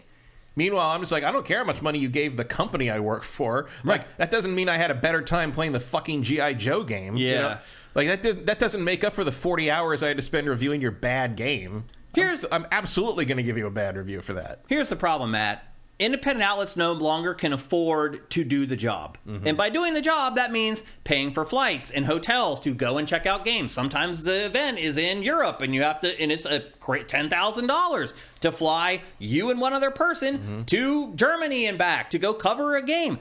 Publications can't afford to do that anymore. We never travel. Ever. We don't need to. You do not need to travel to really cover this industry anymore. You used to have to. Certainly not from a criticism angle. Yeah. You don't have to do that anymore. But that's the problem is, like, you lose the coverage and you lose the eyeballs if you're not going to these events for these big publications. You need that content to keep the eyeballs going, and you just can't afford to do it anymore. The only people that can afford to do it are the influencers that the publishers are paying to go to the events. They're covering their airfare. They're covering their hotels. They're covering their meals the whole time they're there. Like, you can't do that as a publication anymore, and you can't afford to not do it either. And that's why the publications are going away. It's too expensive to do the job correctly. Mm-hmm. That's the problem.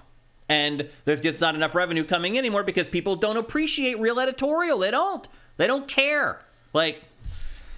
So anyway... So again, like Silk Snake says, I will stand by getting something for free changes your opinion. Lego has thousands of shills who get free shits and they rave about how great Lego are.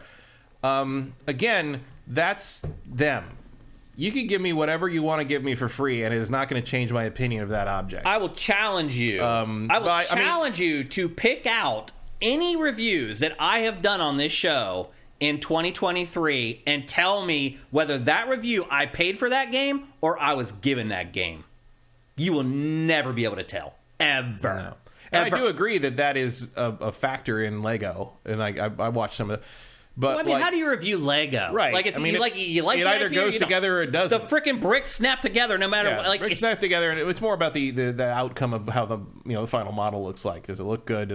But it's like that's like Lego's the dumbest thing to review. Well, also Lego's one of the best companies in the world in that regard. And and also like the Lego world does have like a weird thing where it's like if you're not being positive, then we don't want to deal with you, sort of thing. And like negative reviews are seen as that, and that is also by the way a problem in the board game world. Like this relentless positivity thing. And if you give something a negative review, sometimes people will be like, other people might like it, so you're wrong to say bad things about that game. I'm like, oh my god, this is so not the world I came up in the video. I come from Star Wars and video games. People, all we do is scream about how terrible everything is. I mean, what a different world, you know? It is a different world. It absolutely is an entirely different world. It's a world bereft of editorial integrity. It's a world that I honestly don't want to be a part of. Which was not how video games were. What do you mean? I mean, like there was a time when video game coverage was more what you're talking about. Yeah, it all was pretty much. The people who weren't that way stood out and were like ridiculed. Right. Now, if you run straight editorial, you're the one that stands out like a sore thumb, and people don't want to like watch your content. Right. Well, you may make fun of something I really like. Because the model's gone. Yeah, I can't believe people review Lego sets. That is insane. People review everything. I guess if you can get YouTube ad revenue, you're gonna review it. I guess. I just don't understand why people would watch. I mean, people watch to feel more informed about it. I haven't paid much attention to them because I don't really get Lego anymore unless it's one of the big Star Wars sets. But like it's those things are expensive. But are they going to say like it was missing a piece? Like, well, no, they're going to talk about whether the build is too complicated or more complicated because if you're buying for a kid, I can see that angle. I can see that. You're talking about the features it has once it's built. Like how does it look? Does it hold together? Is it a display piece? Is it a play piece? Is it that kind of thing? Because these things are fucking pricey. They are expensive. Even like the low-end Lego sets are like $40-$50 now. I remember when I have to buy gifts for nieces and nephews. When I first started buying Star Wars Legos in the mid-2000s, you could walk into a store and buy a TIE Interceptor like this big. I still have one in the hallway for $19.99. Yeah. And now it's $49.99. You know what $19.99 gets you now in Lego? Nothing. Like maybe a minifigure pouch for like $9.99 or something. I shop for nieces and nephews every holidays, and most of them I spend $25 to $30 on because I have a lot of them.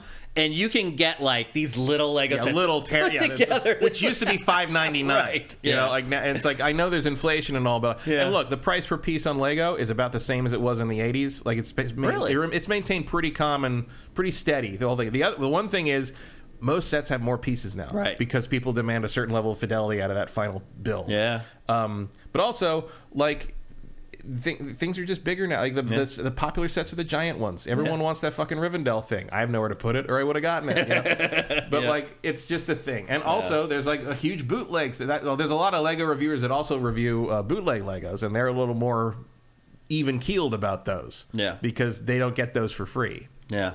Well, all I can say is if you are someone who does care about editorial integrity and does care about people doing things the right way and not taking money from publishers, we have never taken a penny from a publisher or a developer ever. Never a penny.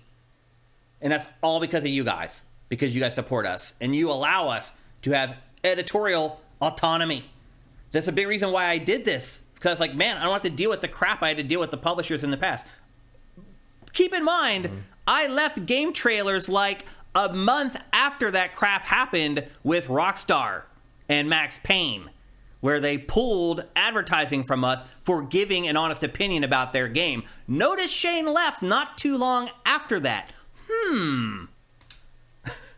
Anyway, if you care about honest opinions about games and stuff that isn't influenced by outside anything, you found your home. GameFace Sifted. So anyway, it is very discouraging to see this. Again, I mentioned it like a few months ago. Why is it our industry that is doing this? Like, if I had taken a job in news or in sports, this isn't happening. Now, granted, I mean, there has been a great shrinkage in news reporting. There is. There's on the local level. Yeah. Particularly. Which is where a lot of real reporting bad crap happens. from. You're right. Absolutely. You know, I totally hear that. But, like, I mean, you're seeing a little bit of a shift. Like, ESPN just signed on, what's that dude's name? I can't remember. They just signed him to, like, $200 million contract, and his show is like this. It's literally like dudes just hanging out talking about stuff in not really a professional setting, and they just gave the guy like $200 million for his show. So things are shifting a little bit as far as like the content types are concerned, but ESPN still runs like a major publication. It has a gigantic website, it has lots of reporters, it has lots of on-air people.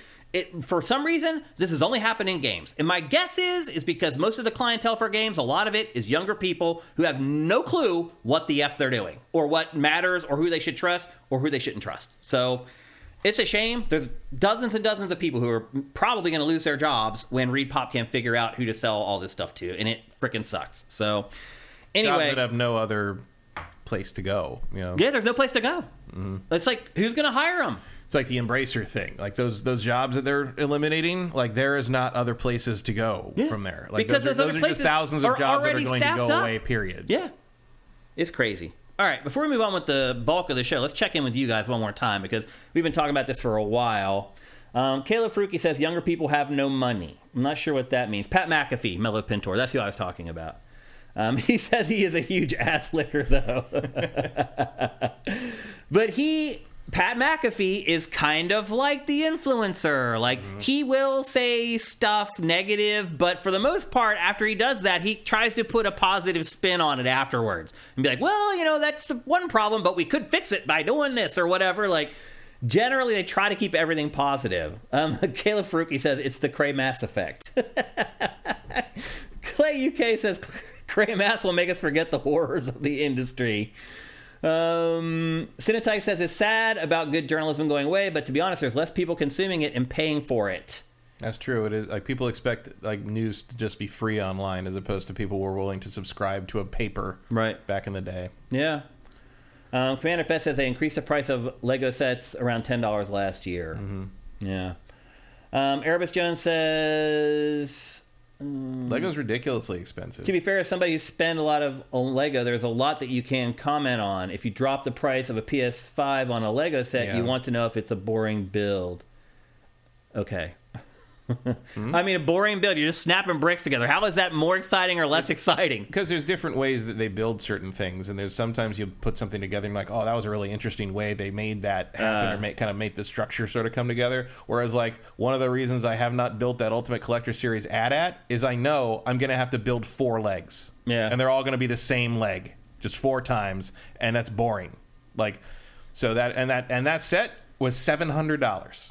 So if you're really thinking about it, that's going to be a thing where you're like, hey, maybe spend that amount of money on the Millennium Falcon or the Star Destroyer, which do not have 4 repetitive sections and would be more fun. If you're only going to get one, maybe you want, unless you're in love with the AT-AT, which I am. Yeah. Maybe you want one that's going to be less of a chore to build like that. Believe me, like those things take. Some people, it can take 10 hours to put one of those together. It's the length of an actual video game, except it costs 10 times as much. Right. It's ridiculous. Well, Super Master Gamer says the problem is big gaming companies don't need old school media anymore. Yeah, they don't need them because they can pay off the influencers. Yeah, the influencers, you can also get reach people directly. Yeah. I mean, remember that the model originally came from the game magazines, and like that was the way you found out a game existed, was seeing the advertisements in those magazines. Unless it was like a big thing like a Nintendo or Sega thing, you had no chance. I mean, that's the only reason I know half of those games from back in the day exist, was I remember the ads running in those magazines. Yeah. And that just, for a while that kind of existed in the online space in the 90s and early 2000s, but eventually, we didn't have a lot of video game advertising on our shows, in part because the shows didn't want video game advertising. They wanted credit cards and cars, because that's where the money is in television advertising. Yeah, you're right. One Super Master Gamer, thank you for Twitch Prime, by the way. Pharaoh Doll says, if you can't see the negatives in something you don't like that thing, you just like the idea of that thing. Yeah, you're right. Mm-hmm. A couple other comments up here. Oh, Caleb Faruqi says, confidence in journalism arguably started to decline because of SEO clickbaiting. Yeah, and like listicles and things like that. I mean, we made a lot of money at Spike doing lists that would get picked up on Dig or on Fark.com. Yeah, that was our secret weapon. That's how Fark.com. There's a name I've not heard. It's still there. It's still there. I know. Yeah, but if we would get something like, we would do top 10, like we'd put up like 3 or 4 top 10s a day. Mm-hmm. I mean, I remember when I was at Tech TV, I think FARC was a lot of people's homepage. Mm-hmm. Like it was like where everybody got their shit. And even back then, like Dig was still big. And if we had one guy on Dig who would come to our site and look at our lists every day, and he'd pick 2 of our lists and he'd put them up on Dig, and they would just take off. And our list would do like 500,000 views in like 2 days. Mm-hmm. Like, you're right. The content online. And that was one of the questions they'd ask in the G4 meetings, like, how is Game Trailers gaming Dig so well? And I'm just like, I think it's just... That wasn't Game Trailers. This was Spike content that we did, yeah. I mean, they said Game Trailers to mean all of that. It was just Spike. When they said Game Trailers in a meeting, the executives at G4 just meant Viacom. No. Yeah. Basically. Yeah, that was just Spike.com. Our list... There was a lot of nuance in that room. Yeah. Not to shock you, but... So anyway... It's a shame. I feel like we talk about this like once a year because the writing is on the wall again, where we just see more of these publications we've been reading for decades in some cases disappear. And it's hard to watch. It's hard to take, I'll be honest with you. As somebody who went to school to do this and went to college to do this, watching your industry just completely dissolve in front of your own eyes, it's hard to take. Corey Film, thank you for Twitch Prime as well. Sliding in there. Rev 3 Games. Yeah. Brief with Adam. They did pretty good stuff though. Adam cares about editorial integrity. Yeah, he cares. I did some stuff with them. That's the people you need to support. Are the people who care about it. I did their Dark Souls 2 review. Oh really? He was like, I can't do this. I don't do it. And I'm like, okay. And I wasn't sure either because Dark Souls 2, as you recall, is the one that finally clicked for me. And it was like 20 some hours into the game, and I was sitting there at this one part I'd been at for like a whole day, and I was like, I can't do this. I can't get through this thing. I can't make it through this game. And finally something happened. Snapped. And it all worked after that. And I was like, oh yeah. Only because Adam forced you to play. Pretty much, yeah. Adam's the reason I'm a Dark Souls person now because of that. Because I don't think I would have gotten that far. I would have given up before then if I didn't have to do it for a job. Yeah. I still only gave it a 4 out of 5, but like because the fucking hitboxes were terrible. Like not the hitboxes, it was the bosses that rotated on nothing. Yeah, you remember that? Remember when it launched? Yeah, and like it would like you'd be like trying to dodge, and they would just like turn on this fulcrum instantly. It's just like sprites in old 2D games. They fixed it in a patch because it wasn't supposed to be like that. But I'm just like, I'm gonna kill somebody on it. Well, it's like those PlayStation 1 games where you'd stop and you'd look at a tree. And you'd move around the tree, and the tree would move with you and follow you. It was like that, except the tree's trying to hit you with a club. Right. Yeah. That first boss still kind of has some trouble with that. Oh, really? To this day. Wow. But back then, I mean, the first time I played the review copy, it was like you couldn't dodge him. Like I had to go back and basically level up some stuff so I could hit him from a distance to the point that I knew I'd be able to get in close and hit him enough times to kill him before he could kill me. Like it was literally a battle of attrition. Wow. And that's what a great first impression that was. Yeah. Anyway. Also, I should add that I feel bad for the people who are working at these publications because they know. As soon as they saw this yesterday, they knew. Mm-hmm. They're like, my job is in jeopardy. And that immediately will just impart upon you horrible anxiety. Mm-hmm. And so now all the people working at these publications are dealing with this. Just in time for Christmas. Yeah. Just in time for Christmas. Yep, exactly. Anyway, that's it for housekeeping for today's episode. Before we get on with the bulk of the show, although I don't know if it's the bulk of the show at this point. Yeah, I don't know about that. It's almost 3. Yeah, here's a word from our sponsor, LS Cream. LS Cream is a fine cream liqueur created by fellow gamer and sifter Stevens Charles. It's inspired by an ancestral recipe from Haiti called Cray Mass, and a double gold winner for its original taste at the New York Wine and Spirit International Competition. LS Cream can be enjoyed on the rocks or as a mixer for drinks with its rich blend of fresh cream and neutral grain spirits with notes of coconut, vanilla, cinnamon, and nutmeg. It's great in coffee or to make espresso martinis. To learn more, discover amazing drink recipes, or to track down your own bottle using a handy store locator, head to creamls.com/sifted. That's creamls.com/sifted. All right, so here's what you're going to do. Every year, if you enjoy drinking, you probably buy eggnog to make holiday-themed drinks. What you're going to do this year is instead of buying the eggnog, you're going to go to lscream.com/sifted and you're going to replace the eggnog for this holiday season with LS Cream. I promise you, you will not regret it. It tastes way better than eggnog. Have you ever drank eggnog, Matt? Oh, yeah. Do you like it? Yeah, I like it. Okay. Oh, you do? It always it certainly tastes gross to me. There's certainly such thing as bad eggnog. No, there is for sure.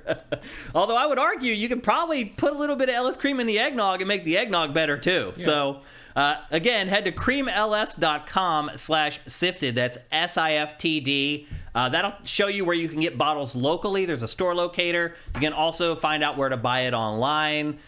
If you made it through Thanksgiving and you bought a bottle for Thanksgiving, you know what I'm talking about. Go get another bottle for Christmas. Christmas holiday is a lot longer as well. You may want to buy more than one bottle. But anyway, thanks to LS Cream for supporting us. They're awesome. It is owned and run by a gamer and sifter. Support your fellow gamers. Support your fellow sifters. Support LS Cream. And with that, it's time to kick off the show proper. It was a really slow week for game releases, so we don't have a ton of games to talk about, though we do have a couple.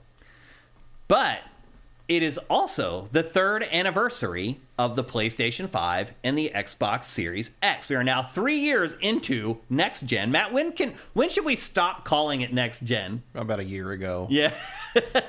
It is always weird, like that. It's like, how long do you call the new consoles next gen before you start thinking about the PlayStation 6 as the next gen? Mm-hmm. I agree. I think in a year's time you should probably do it, but the industry has not done that, Matt. Like, they're still using the nomenclature next gen to refer to PS5 and Xbox Series. It's a weird quirk with our industry for whatever reason. Well, it means this generation more than most because things are still hybrid. Yeah. I imagine you'll see a little bit of next-gen stuff referring to the PS5 until the PS6 is announced. Probably, yep. So anyway, we just hit the 3rd anniversary, and in generations past, we would be past the halfway point for these consoles, because back in the day, most consoles lasted 5 years, and then a new one came out, rinse and repeat. That doesn't happen that way anymore. Now they last for 7, 8, 9 years, and then they live alongside, like, the new console lives alongside the old console for a couple years. Like, things have completely changed. But I think at the 3-year mark, regardless of what era you're talking about, it's a good reflection point to look back and see what they've done right and what they've done wrong. And that's exactly what we're going to do today with the PlayStation 5 and the Xbox Series X. So I've been collecting data and information around both platforms, and I've put together some images that are going to support our discussion. Ultimately, at the end, we're going to give a letter grade for both the PlayStation 5 and the Xbox Series X for its first 3 years of operation. That, again, would have been the bulk of the lifespan for most consoles in the past. First, I'm going to pull up a slide that are just notable things that I feel like are important to people who are kind of monitoring these two machines. So with the PlayStation 5 right now, it's sitting at 41.7 million units sold. And now that figure is now a couple months old. That's the last one the PlayStation gave us. The console in general, or at least more recently, has had a games as a service focus. And its exclusives have become rare. But also the future roadmap for exclusives is kind of a mystery. We really don't know a lot of games. We know Wolverine, which we just talked about, and a couple others. But for the most part, we only know about the games as a service games. Now we can assume a new God of War is coming, a new Horizon game is coming, blah, blah, blah. But we haven't heard about those yet. So again, most of the games in the future are mostly a mystery. Then you look at what they've done hardware-wise. And I think this slide shows the difference in philosophies of what they've tried to do for the first 3 years. So on the PlayStation 5 side, look at the hardware that they have released around PlayStation 5. Other hardware that works tangentially with PlayStation 5. All this year. Yeah. You have PlayStation 5 Slim, you have PlayStation VR 2, and now you have PlayStation Portal. So you can see that it appears that PlayStation's strategy out of the gate was to get a bunch of supporting hardware out around the PlayStation 5. Do you think that's a smart strategy, Matt? No, but I don't know if it's a strategy. I think they're just getting stuff out that they are indeed, and it's got to come out. I mean, that's got to be a strategy. You have to dedicate so much money to this R&D on this hardware. Like, this is something that was planned years ago. Yeah, but it doesn't just materialize. Right, but the landscape changed, and but apparently it makes more sense to still release it, I guess. Yeah. Because clearly they're not supporting the VR. I mean, people can go on and it's like, oh, there's so many releases that come out, and then you look at the releases and it's just like, oh, that's a bunch of mobile games that they converted to VR on the or they're old VR games. Yeah, old VR games that are being ported forward. Which, like, if it was Half-Life Alyx, I wouldn't mind. But other stuff is just like, yeah, I don't even know what that is, dude. Like, it's just, clearly they're not interested in supporting that. I mean, Portal doesn't have that problem because you don't need games specific to it. I don't know. Like, I don't think it matters, really. Like, Sony's big enough to absorb the cost or the losses on those things, and I guess they factored that all in, and eventually that team will get laid off, and that'll be the end of it. Or they'll do a PSVR 3 for some reason. I don't know. Like I don't understand what they're doing in the VR department. Or any of this. I mean, the Slim, I guess, makes more sense if you can turn a profit on your hardware going forward and make it. You got to modify the hardware somehow in terms of if you can make that smaller, even if you just save money on shipments. If you can ship 100 more PlayStation 5s in the same truck because the box is smaller, that counts. Anything like that. The Portal, I don't know why. I guess it's filling what they perceive as a niche, but like we'll see how it sells after the scalpers are done. Feels like a niche of a niche. By the way, those are back in stock. In Walmart, you can buy them right now. Yeah, and they don't seem to be vanishing immediately, oddly enough. You're right, Matt. Yeah.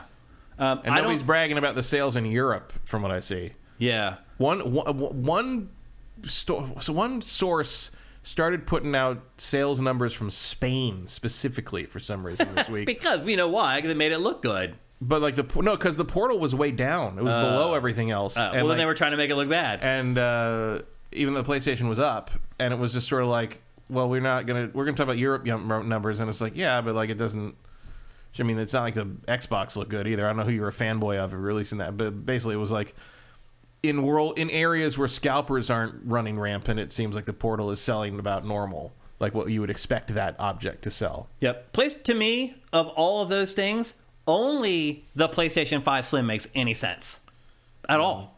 Yeah, I mean, that's really just a refresh. I mean, it's not even they're selling it as a separate thing. They're just saying that's what the PlayStation 5 is going to be from now on. Look, and I'm not delusional. I don't think that PlayStation working on PlayStation VR 2 or PlayStation Portal has taken away from game development. Like, I don't think that that's why there was one first-party exclusive this year. I'm not stupid. But you're spending a ton of money on this hardware that could be diverted towards game development. Yeah, I guess technically there were exclusives on VR 2. Because I'm going to show you a slide in a minute that is going to be one of the most eye-opening things you may have ever seen in the games industry. I'm not exaggerating. That is not hyperbole. And it's going to tie back to this slide. And I'll explain it in a second when it all ties together. Let's move over to Xbox. 21 million units sold. Now, that is from Statista. I don't know how accurate that data is. It is the only source that I could find that was confident to report hardware sales data for Xbox Series. And it says that it sold around 21 million units. To be honest, the 2-to-1 ratio is the way PlayStation and Xbox has been for the last 15 years. It has always been this way. Really, these two machines are selling just like the last two generations have, as far as 2-to-1 for PlayStation. Now, instead of focusing on hardware, Xbox put out the carbon black Series S with 1 terabyte of space. Its focus has been on Game Pass, on services, and then acquisitions that lead to an impending avalanche of exclusive games for its platform that has not yet quite arrived. But it's pretty clear to see the first 3 years of both of these consoles, PlayStation had a focus on hardware, Xbox had a focus on software. Fair? I guess. I mean, but PlayStation 5 had a lot of exclusives for the first few years. We'll get to that slide. That's why this year is weird. We'll get to that slide. Because I don't think anyone really the mass audience that makes these things, that makes the PlayStation 5 sell double the Xbox, don't care about whatever hardware refresh comes out. I guarantee you go to most of those people and ask them about the VR2 and the Portal, they don't even know those exist. Yeah, probably not. Especially the Portal. It's too new. Well, yeah, it's because it's only been out for a week or whatever. But I think clearly, if you look at what, maybe not even their strategy, what they've accomplished. Mm-hmm. Xbox has accomplished more with software. PlayStation has accomplished more with hardware. That's fair. I mean, I would argue that their software is better than their hardware. PlayStation, you mean? PlayStation. I would definitely rather play Last of Us 2 Remastered or God of War Ragnarok than buy a Portal. Okay, well, let's take a look. So here are the first-party exclusives that have been released so far for each console. Now, you can see the asterisk at the bottom there. Other than Demon's Souls Remake, every game on both lists was a new game that has launched since the console's launch. So I included Demon's Souls Remake down there. It's not a new game, but I think a lot of people value that more because the original game was so old.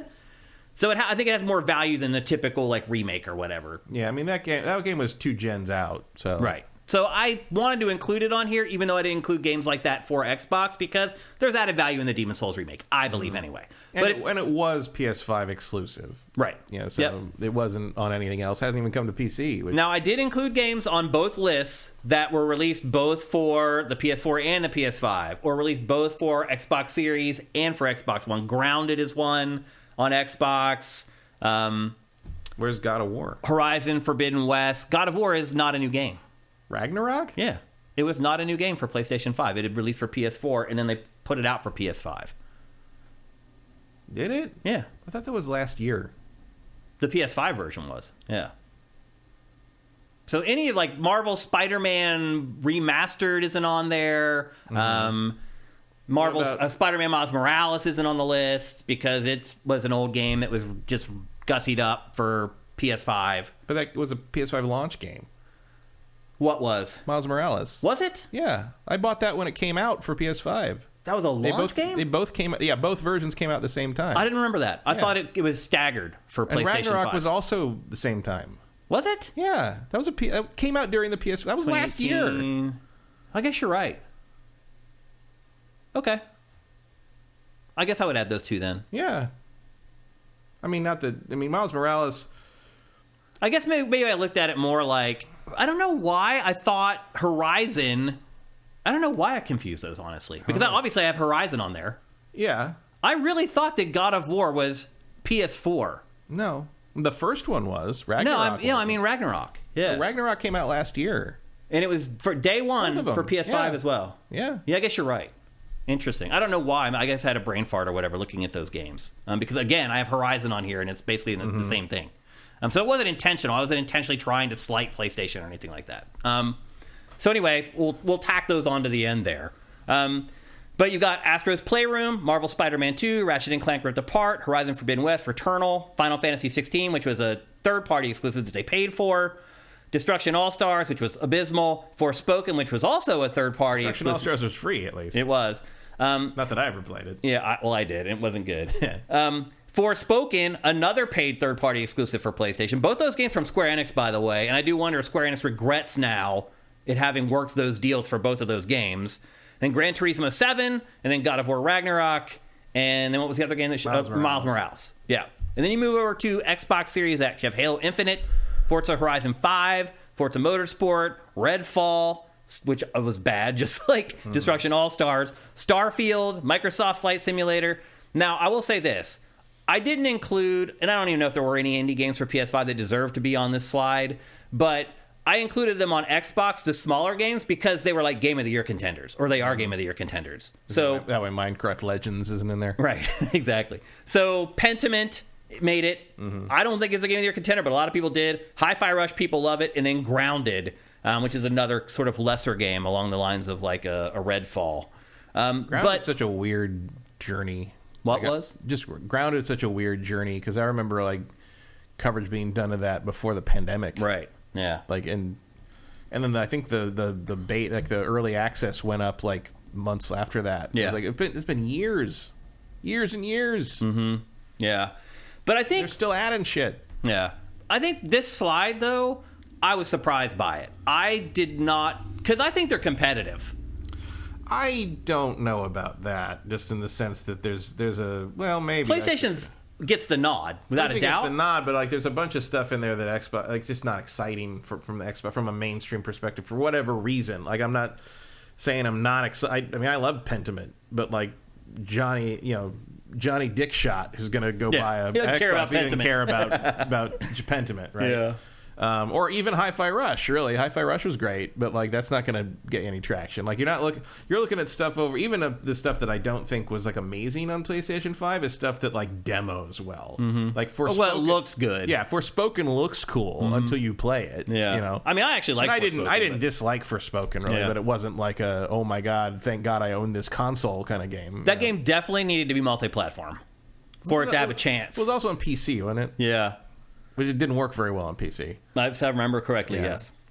Yeah, I mean, I don't know. Like, it didn't... New IP? I don't think it needed to be multi-platform. It just needed to be better. Well, I just think a new IP on one platform, you're just asking for Doom. Like... Yeah, but also sometimes with like that deal with Sony, that might have been the only way that game got made. Maybe. That's true. Square does stuff like that. But I guess my main takeaway from this slide is that the software is closer than you think. PlayStation still gets the nod. Numerically, yeah, but in terms of like, I mean, Redfall was never going to be anything. 2 Forzas. I mean, I was excited about Redfall, but until I played it. You were the only one I really knew who thought Redfall had any potential. Well, it was a cooperative vampire shooter. That sounds fun to me. I think it probably sounds fun to most people until people started saying it was awful, and then it was all over. That game always looked pretty dumb and bad to me. Like even before they were showing gameplay, I'm like, this doesn't look like. I don't know how to distill it into words, but there was something about Redfall that always made me go, Well, it's not in your wheelhouse either. Like, no, I like shooters, so to me... But I like vampires and horror things and things like that, and I like some of what Arcane has done in the past, but just didn't seem like it was going to be what... And it's, Arcane making that kind of game was something they'd never done before, and sure enough, later, I don't always subscribe to the idea that a developer that's never done a certain genre can't possibly attempt a different genre, but we had no idea that behind the scenes, like a horrible version of that was happening. It was the stories that came out afterwards about like basically people hoping that Microsoft would cancel the game and shit. Well, the weird thing is that this game is starting to rebound right now, Matt. Yeah, they're trying. Numbers on Steam are starting to go up. So the work that they're doing is doing something. I think it's too little, too late still, but yeah. But I mean, at least like credit to sticking with it. I guess. I mean, because I don't think anyone would blame them if they didn't. I mean, normally I'd be like, well, not Arcane. Obviously, Arcane was. It sounded like Arcane didn't want to stick with it either. But like, yeah. I mean, it might get to something worth poking at some point. Yeah, but, like years from now. Yeah, but it's like, okay, sure. Yeah, like they're just lucky that nobody really knew that game existed. Yeah, the first real game in the acquisition lineup to come out with Starfield for most people. Yeah. Now, I mean, I'll just be honest with you. It isn't just the numbers. I just feel like, you don't like a lot of Xbox games. I do. Like, I liked Halo Infinite. I think it was great. I liked it. Obviously, I think we both love Forza Horizon 5. Yeah. Neither one of us really like Forza Motorsport. I really love Starfield. So did you. I mean, I think Xbox has had some decent games, but obviously PlayStation has but they're not like way exciting. You know what I mean? Like to you, they're not. But I don't think they're exciting in general. Like the Forzas are cool, but Forza, the 5 speaks for itself there to some degree. I'm always happy to see a new Horizon game, but it's just sort of it's slightly better things of something you have already on the old consoles. Whereas if you look over at PS5, there's stuff. Obviously you've got Spider-Man 2 and Ratchet and Clank, but Ratchet and Clank I think gets a little bit of a different pass because it really was showcasing the tech in a way that arguably nothing on the Xbox side does. Still hasn't. Yeah, and. I have yet to see the Xbox Series X exclusive that blows my doors off graphically. Where I'm like, okay, this is why I paid $500 for this thing. Same. And I thought Motorsport might be that. And it wasn't. It wasn't. No, I hear you. So anyway, I think we're pretty pragmatic on the software, but having it all out, seeing it in one screen, I think it changes your perception at least a little bit between the two. I would argue that like you don't have any equivalents of Horizon or Final Fantasy. Yeah. Or Spider-Man or Ratchet and Clank or God of War. Or Miles Morales. Like there's a bunch of stuff on the PlayStation 5 side that you don't get over here. Single player games. Yeah. I mean, that's PlayStation's focus with the its only exclusives. thing that you That's don't why really, it's now spending a ton of money on games as a service. The only thing you don't really get on PlayStation in this list is a shooter. Yeah. Which and like Infinite, PlayStation has never managed to really succeed they've never really cracked that. Yeah. I would argue Xbox isn't so good at it anymore either, but no, it's not. I mean, Infinite has been a real rocky drive. You can't deny that. However you feel about Halo Infinite, and I really wish I liked Infinite more. Yeah. And that they'd supported the story and the campaign stuff a little better because I don't care about the multiplayer, but I thought the story was pretty good. Yep, I agree. And here comes the slide that I mentioned earlier, I teased earlier, is going to change your perception about everything. And here it is. Mm-hmm. Are these their acquisitions and everything? It's every first-party studio from both. What is that? Not that you know. What does that tell you? Tells me that hopefully Xbox is going to have a flood of content in the future, and PS5 is not. But I gotta look over on the PS5 side and see a lot of fucking 800-pound gorillas that are not on the Xbox side. Really? I mean, there are a couple, but like it's stuff like King. I mean, that's King. Yeah, but I don't care about. I mean, I don't play Candy Crush or anything either. I mean, that's just a money play. That's going to make them a shit ton of money. But look at the studios, dude. I mean, come on, man. What?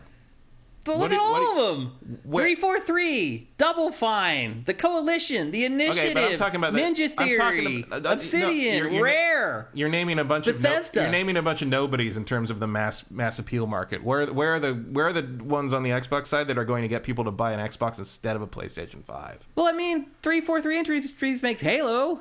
The Coalition they already got Halo. Gears of War. They got a big Halo game out, and they're selling half what PlayStation 5 is. So what in there? What is Fire Sprite and Firewalk making, Matt?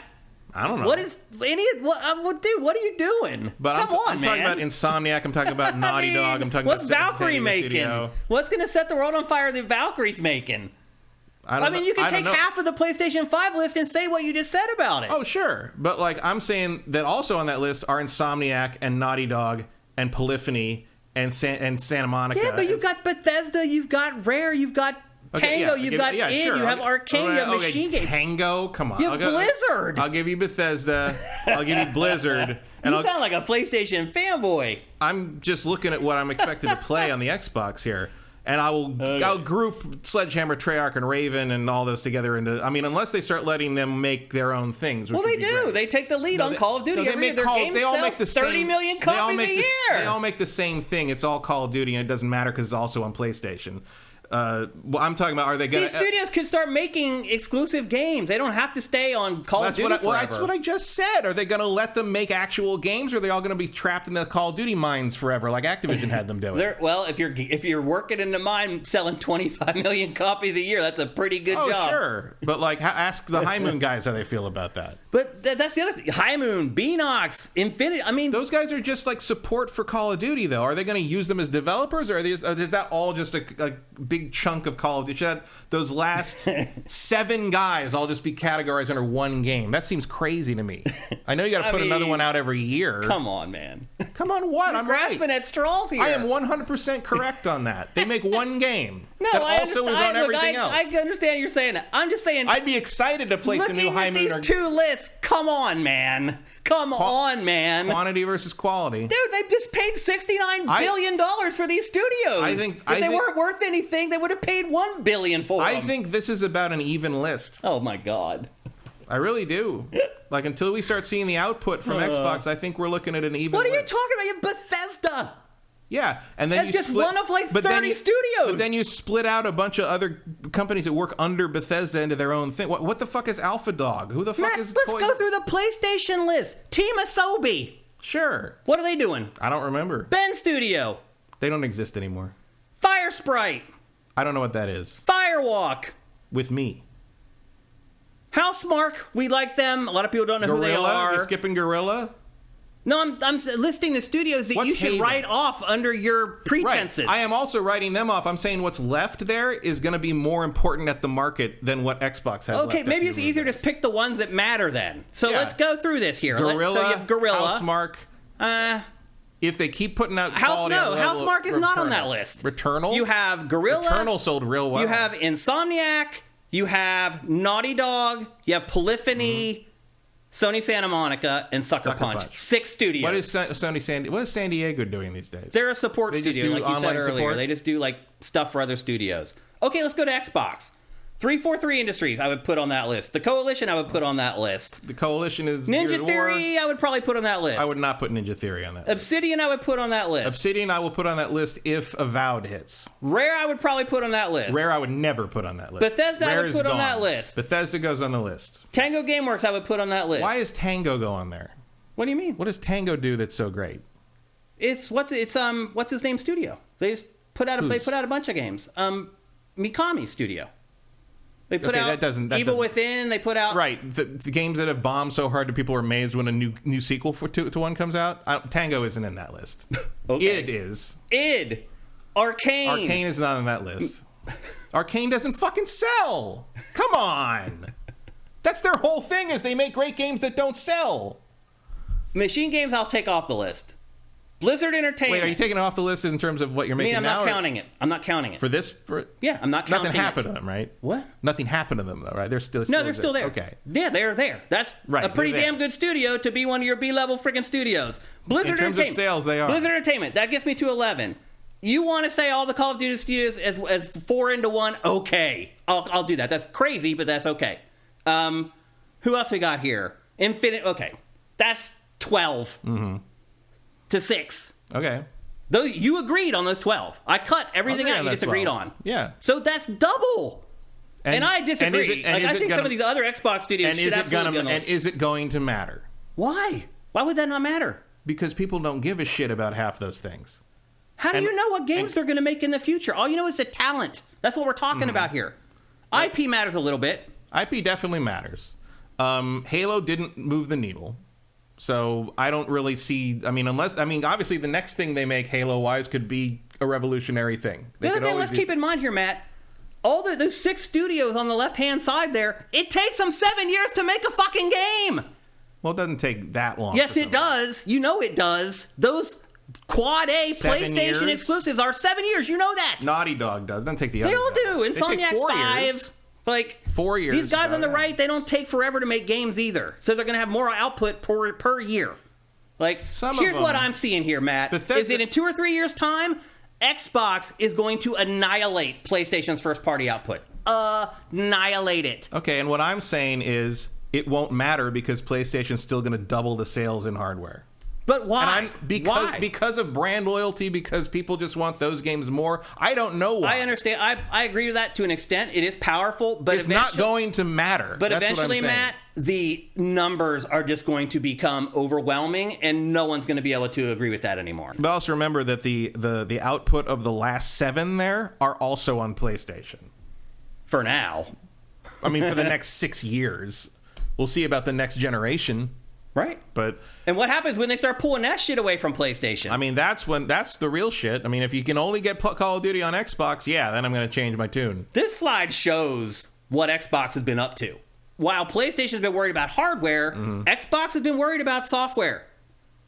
Yeah, well, because they fucking gutted their software. Well, they didn't. The people who, like, the idiots who are in charge for the Xbox One did. Yeah. Not the people that are running it now. But, like, they had to spend an entire generation, and now generation and a half, because it took so long to get any fucking output out. Not that that's their fault. There was a pandemic, and you got to, like, figure out what happens when you acquire a company, and all that shit gets rearranged. But they spent. When did the Xbox One come out? What was that? 2013? Sounds right. So they've spent 10 years recovering from what those fucking idiots in the set-top box division at Microsoft did to them. After that second-party group they had, after all those developers they had in-house, that they gutted everything. Shut down Lionhead, shut down all that shit. And it's taken them a decade to get back on their feet to the point that they're about ready to start putting out first-party output like they did with the 360. Yeah, but they're here now. That's the point. Well, not yet. I mean, they're pretty much here. We'd like to think so, but where's Silksong? I know that's not one of those teams, but that's what I'm saying. It's like, they got to come out. And now there's talk that Hellblade 2 is 2025. Yeah. So, all I'm saying is that until they start outputting, it doesn't matter. Yeah. Before I started doing this and putting this data and this information together, I thought it was PlayStation in a landslide. Now, for the next 5 years, I started actually putting this stuff together, and I'm like, wait a minute. Like, all this money that Microsoft is spending is going to pay off. It really is going to pay off. And I think it's going to pay off for people like us who just want to play good games. Yeah. I don't know if it's going to pay off at the market. But you're talking about emotions, fanboyism, whatever. And you're right, that's a hard spell to break. No, they buy it because they're PlayStation fanboys. That's what they bought since they were 5, and they're PlayStation fans. I don't think double the sales is explained by fanboys. Absolutely it is. I mean, brand loyalty, let's sure. Be honest. There's a bunch people have been happy with PlayStation, and they should be, because they've been great. people have been happy with PlayStation. So they stopped giving them hard drives. But seriously, like, even PS4 is freaking amazing. Definitely the best console of that generation. PlayStation 5's kind of tracking that way right now, but not quite there. Like, there's a reason for people to be fans of PlayStation. I'm not saying they're crazy for being that way. They should be. PlayStation has delivered for literally 20-some years consistently. But what I'm seeing now is Microsoft has finally figured out how to attack PlayStation. For years, it was like, well, we'll just put out the most powerful hardware, and we'll keep feeding them Gears and Halo and Forza. And that didn't work. And finally, they realized, like, it's not so much about the hardware, it's about the software. And I feel like PlayStation has lost its way here and is focusing on hardware more than the software, and it has given an opening for Microsoft that maybe in a few years they could pry it open and kick the door open. So I just feel like this little exercise for me was really eye-opening. Like, I really thought, even with all the money Microsoft had spent, it was still doomed. And I do not feel that way anymore at all. Like, I really feel like in a few years, if you tell somebody, I'm going to buy the PlayStation 6 instead of the next Xbox, you're probably going to look like a blatant fanboy, because it's going to be so obvious that there are more and better games available for Xbox that the only reason you would buy a PlayStation is because you are just a crazy fan for PlayStation. I think that's what's going to happen eventually. Well, I'd buy a PlayStation because I want to play Last of Us 4 or whatever it is. Well, you and I, we're always going to buy all of them. Most people aren't that way. They pick. I'll tell you this much. I'm getting to the point where maybe I won't buy the next Xbox because everything's on PC. That's a good point. Like, if I can just keep up with my PC hardware and not worry about the only advantage of the Xbox, your PC costs $4,000. Like, right? But a lot of people have PC and they'd rather play it on PC. That's an ongoing. I don't think thing. most people have gaming PCs. They have a PC to work on because they bought one. But a lot of people have gaming PCs that they can then play something redundantly on instead. even if it's not maxed out or whatever, they can still play to the point that they don't feel the need to spend $500 on a separate piece of hardware that does the same thing. Yeah, and that is a down. I'm not saying this costs them the 20 million sales gap between them and PlayStation, but there is something to be said that if you want to play a PlayStation exclusive on PC, you got to wait a year and a half if it even shows up. Yeah. And I'm not going to wait that year and a half, frankly. I mean, it's just, I don't for think some stuff, sure. The average person who would consider buying a console, like, I don't see them sitting at a PC on a computer chair playing video games. I just don't. Like, I think tons of people have both. And I just don't think they want to play PC games. I think they'd rather sit on their couch and play on their console. I would. I don't. I would a million times. I mean, obviously, console sales are stronger than PC stuff, but I do think that you're digging into the Xbox world over there. I mean, certainly Microsoft Flight Simulator. I would love to know the breakdown between people who play that on Xbox versus PC. It's a different market. Well, that it's nice that IP they're keeping parity there. It's nice that they bothered to put it on Xbox at all. But I don't know. Like, it's just. The PlayStation brand, even in the generation when they completely fucked up the PlayStation 3 still sold the most in the end. Ultimately, yeah. Like, it's and I can't explain that, really. It's fanboys. They're fans. They've been fans since the PlayStation 1. But if there's that many of them, why is it not more consistent sales?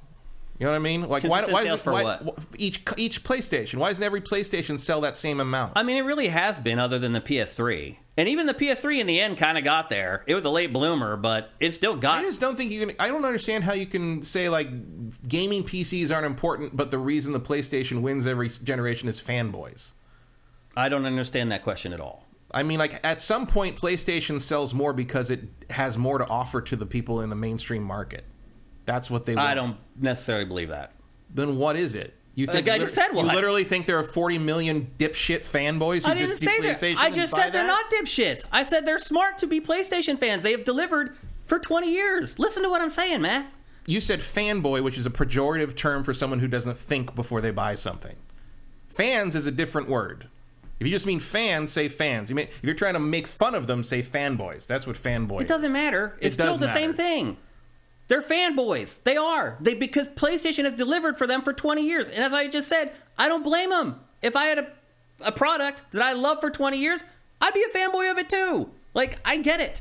I'm just saying they're not looking at things evenly. They're letting their fandom override reality and common sense. I just don't. I don't. Or they will. I just wouldn't phrase it that way. I guess I just think it's more brand loyalty, which is not the same thing as being a fanboy. To me, actually, what's the difference in between? Because I would say those are the difference same. is trusting a brand versus rooting for. I guess rooting for. It's like the DC Marvel thing. You know, it's like how the DC weirdos who love the Snyder movies say that the only reason, like, they didn't they should be more successful than Marvel, and the only reason Marvel is popular because fanboys don't know any better. It's like, no, they don't like this as much as they like the other thing. And, like, maybe that is fandom, and Marvel certainly has a lot of fans. I mean, they're obnoxious. I mean, there's a lot of fanboys, right? Let's be honest. And fangirls. Like, don't underestimate how many people go to see the Avengers movie to see hot dudes. Yeah. That was one of the brilliant things about Marvel is there's a different hot dude for everybody. I never thought about that. Absolutely. Look at Avengers 1. Had, like, big muscle guy, Thor. You had, like, kind of the nice old-fashioned guy in Captain America. You had the tech guy. You had a skinny dude for Loki. Yeah. It all worked out. But what I'm saying is, like, at a certain point, you have to be like, look, okay, yes, there's more fans of this than less fans of this. But at some point, you have to admit that the product is just not delivering. And it's going to take Xbox a long time to break out of that cycle, and they're going to have. I mean, and the other problem I think that Xbox has had, and you're right that they took them. It took them, I think, one game longer than it should have to figure out that Gears and Halo alternating was not getting the job done. Yeah. The strength of Xbox so far has been shooters, and one of the things they're going to have to break out of is the idea that that's what the Xbox does, and. A lot of people do, since Halo 1 and 2. Yeah. People consider the Xbox the shooter box. 20 years, more than 20 years at this point. And they got to break out of the idea that you can get decent JRPGs on it and that kind of thing, which obviously you can. Like, they release everything on everything now. But that's the thing, is like, what's going to draw someone who would normally buy a PlayStation over to, and you need those boutique I'll show you what's going to pull them away. But I don't agree with that in the same way. Well, you can disagree all you want. I can disagree all I want, and I'm going to end up being right, because one of the things that I want you to look at here is show me who in that Xbox list is going to make something on par with what Naughty Dog and Insomniac makes in terms of like a character story driven experience. If they gave a bunch of those studios 7 years, I believe almost all of them could do it. Oh, sure, but are they going to make that? Are they going to give them 7 years? They might. I don't know about 7 years, but I mean that style of game, the game that the over-the-shoulder sad dad game, if for lack of a better term. I think the Coalition is definitely capable of doing that. For sure. They could. You could turn Gears of War into that, or just start a new IP. Coalition is pretty much Ninja Theory, I believe, could do that. Right, the Coalition they've admitted is pretty much going to do Gears of War forever. Yeah, which I think is I think is a mistake. Oh, I didn't know that. I didn't hear that. I mean, they're named after it, so yeah. I think 343 is stuck making Halo, and the Coalition's stuck making Gears. Ninja Theory is one. We'll see if Playground Games can do it. Ninja Theory can do whatever they want. You're right, but they also have the 7-year development cycle problem. Yeah, but that's what it takes to make games like The Last of Us Part 2. Playground Games, we'll see. They're trying to make one right now with Fable. Well, they're trying to make Fable. I'm very curious if Fable is going to work out on that level, because Fable has always had that thing where it's like, oh, this could be this amazing thing, and then you're like, it comes out and you're like, yeah, that's sort of a... Bethesda can do it. Fable's always a little... Bethesda's making one game, and we know what that is. But it can do it. You just asked the question. I'm answering it. It can do it. But they're not going to. Blizzard can do it. And any of those Call of Duty studios could do it. But as to your point, they will probably continue working on Call of Duty. Yeah. I'm saying there are studios that can do it, but they have to want them to do it. That's the problem, is wanting them. Right. Is Microsoft going to say, we want to compete with Sony at that game? It probably should. It should. I mean, if you're because smart, that's one of the big draws was that Uncharted really changed that sort of attitude to what that boutique and exclusive game should be. Because that's the thing good or bad. With having that many studios, Matt. And you're right, not all of them are capable of making a Last of Us Part 2, but they're capable of making a pretty damn good game every 2 or 3 years that makes sure that there's exclusive coming into the ecosystem continually, while you have your big boys spending the 7 years working on the crazy stuff that changes people's perceptions of the brand. And I would be more positive about Sony's acquisitions covering that sort of thing if I didn't know that all those acquisitions were making games as a service crap. Right. And again, I think that'll play into it too. Again, 3 years from now, when you got all these live service games coming out, and some will hit, some won't, but you have Xbox putting out all the single-player stuff again. And it may not matter if Sony can... I mean, I think Sony's sort of at a point now where we're saying, it took them one game too long to figure out that Gears and Halo weren't it. Mm-hmm. Sony might be hitting a similar, Rubicon here. Where it's 7 years is too much. Maybe you might want to take some of those games as service games and pivot them into just being games. Right. And my question kind of becomes, are the games that these developers are working on, are they strong enough games in and of their own right to support themselves without that game as a service model on top of them? And that is a real question, because most of the games that are that kind, outside of, I would say, Destiny 2, are not. Yeah. You could not have pivoted the Avengers into being a single-player only game. it simply wasn't good enough for that. Yeah, I'd agree with that. And it's not like the games as a service thing made it any better, really. But like, at least you played that and you understood why it lacked in the places it lacked. You know, the point is, just look at it like chess. So the object of chess is to take your opponent's pieces off the board. Mm-hmm. Just in that straight sense of competitive, like how many pieces Xbox has on the board. But what I'm saying is that Xbox has a lot of pawns. No, I agree. And PlayStation has more rooks. PlayStation has three queens for some reason. I don't think I go that far. But, I would argue that Insomniac, but a pawn Naughty Dog, can take out a queen. If you have four pawns, it takes out a queen. Like, but I don't think a pawn made by In Exile is going to take out the Naughty Dog queen. Is what I'm saying. Like, I think they're smarter than that. We'll see. I think things are looking up for Xbox. Is my point. I think it's definitely looking up. I don't think big time looking up. Oh, sure, but they've been at the fucking bottom of the well for a long time, and like maybe they'll get to float up to where PlayStation is. I think what's going to happen, but I don't think they're competitive yet. I think at the end of this generation, they will be competitive, and I think then all bets are off for the next generation, which may be the last. Who knows? But maybe. Like, I don't know. We'll see if Microsoft can do 2 gens in a row without fucking up, because they've never done that before. Another important thing, too, is some of these games that they're working on now, like Avowed. So that'll come out here in the next 18 months or whatever. Mm-hmm. So then you look ahead to whenever they're getting ready for the next Xbox or the next PlayStation or whatever. And if people really like Avowed, suddenly the sequel to Avowed is like a year away. And people are like, I really love Avowed. I can only play Avowed on... All that stuff matters, and we'll see how it all plays out. But in 3 years' time, like, I think things are going to look drastically different in the landscape. They're going to have to be amazing to drag people away from their PlayStation library. Yeah, I agree. They are dyed-in-the-wool PlayStation fans. There's no doubt about it. Again, well, not even just fans. I mean, like, if you bought all these games for a generation or maybe 2 generations on PS4 and PS5, and you can carry all those games forward to the PS6, but you can only afford one console, you're buying a PS6. Yeah. I mean, I don't know how strong the backwards compatibility thing is. Like, it's not about backwards compatibility. It's about perceived... Like losing investment. Everything that you invested in. It's about perceived investment. Yeah. Even though you can always go back and play those games. It's the only reason I sold a fucking iPhone after 12 years. But I mean, look, Matt, if you own the PlayStation 5, you still have it. You can still go back and play that whole library. But you know consumer brains don't work that way. But that's why I argue that like backwards compatibility doesn't matter, because nobody cares. Nobody goes back and plays old games. But when that launch day hits, it does matter. Maybe. Maybe it shouldn't. But it does. Yeah. Like, not losing your library because you switched consoles is going to be a real thing to people who are that heavily Even invested. if you're right, they may never even use them. Like, I don't. Like, I hardly ever go back and play games. Sure. I mean, I would probably use PlayStation backwards compatibility more if there was more storage space. Yeah. But, like, it's not... I mean, you can do the external hard drive and it's fine. But, yeah. Or you could finally install the expansion I bought you last Christmas. Good. I mean, the PS4 stuff just goes on the external drive. It's fine. It doesn't need the It doesn't need the faster drive. But I do like having all the Yakuzas in one place. Nope. Okay, well, we're at the end of this discussion, so let's give a letter grade for the first 3 years of both platforms. Let's start with PlayStation 5. What's your letter grade for the first 3 years of PlayStation 5? I'm going to give that a B+. It's exactly what I was going to give it. But if this year's PlayStation lineup had been as strong as the last two, it would have been an A. Yeah. Like they were an A until this year, I think.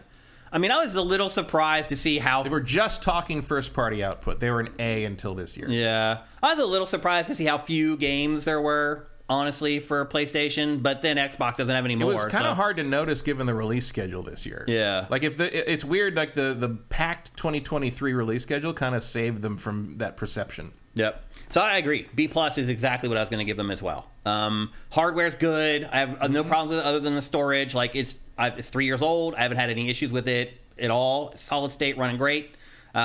Software has been spotty. This year's been terrible for software. I have one hardware issue. But yeah, you had like the weird LAN disconnected cable, which actually, that is annoying enough to me that I am actually thinking about a Slim. I don't blame you. That is really annoying. Like, I would wait and see if they'd fix that issue on the Slim. Yeah. But I'm actually thinking about that. Okay, so I agree. B+ for PlayStation 5. Let's go to Xbox Series. First 3 years. What's your letter grade? I'm going to say a C+.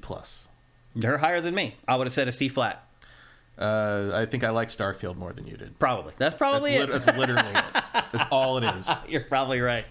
I would give it a flat C. Again, I'm not rating it on what could happen or what's going to happen, which is what I talked about a lot here over the last 20 minutes or so. I'm talking about what has happened. And what has happened has been average. The hardware's okay. Like, some of the quick, like, swapping stuff hasn't worked exactly how I thought it was going to. Like, the software output to me has been not good enough. They need more exclusives. Game Pass for me, that's a pretty big deal. It's cool. And I've found that I've actually enjoyed it more than I thought I would. Yeah, and it saved me buying some things that I'm curious about. Absolutely. And let me, like, sample some stuff that I wouldn't have never tried either. So there's a lot of value in that. But so I think most of my C is built up by Game Pass because the software, first-party software output has been bad. Yeah, mostly Game Pass and the fact that it's slightly more powerful. So third-party stuff plays a little better sometimes. It's been playing a little better. But in terms of, like, first-party output, I mean, it's been mildly abysmal. Yeah. I mean, I like Horizon 5 a lot. I like Starfield a lot. Everything else, take it or leave it, pretty much. Yeah. I mean, Halo was fine. Halo was good, but like, because like the main problem with Halo Infinite was stuff related to how they've kind of failed the multiplayer support, and like people didn't like the direction they took them, and I don't care about that. I just cared about the campaign. The campaign, and campaign was fine. It's okay. It was the best Halo campaign since since Reach. Which is saying almost nothing. I'd agree with that. Yeah. But I didn't like 4 or 5 at all. Yeah, and I barely did. I did enjoy them, but barely, literally by the skin of their teeth. It definitely wasn't Halo to me. This game felt more like Halo. Right. That's a good way to say it. I felt like I was playing Halo again after years and years of playing this stupid Promethean game that kept using the Halo name for some reason. Yeah. So anyway, yeah. I might have gone a little higher if Forza Motorsport had been decent. Instead of a throwaway. See if you guys have been given any grades in here. It looks like Cinetech has the same problem you do with the LAN cable. I have no problems with that, by the way. Mine's fine. Yeah, that seems to be a system-to-system issue. Yeah. Cinetech also says Xbox will need a The Last of Us style or Zelda style crazy killer new IP. Not sure if it's even possible. Well, Zelda is not new IP. Zelda style. Oh, okay. Meaning, I don't know. As in something that competes with one of those games on the same. Either a big narrative, like epic, dramatic game like The Last of Us, or a big open world, freeform, innovative game like Tears of the Kingdom. They really don't have anything on those low. I mean, theoretically, Fable could be the latter, but I doubt it. Yeah. But I might be wrong. Who knows? I mean, Fable has always sort of been an underachiever to me, as much as I like those games. But they're not being made by Lionhead now, so who knows? Yep. So there you go. That's our 3-year check-in on the PlayStation 5 and the Xbox Series X. And maybe, Matt, right now, we should just put our flag in the ground and say we're never going to call it next gen ever again from this point forward. I believe that when I don't do it. But anyway, there you go. That's our 3-year report cards for the next gen consoles for the last time. Next time it'll just be gen. Yeah. Well, I think now we'll call it current gen. 3 years is our moratorium. All right, we're going to move on. We have 2 games. Longer they're here. Yeah, exactly. We got 2 games to talk with you about in today's episode. Let me check the time real quickly. It looks like we have exactly the right amount of time to discuss them.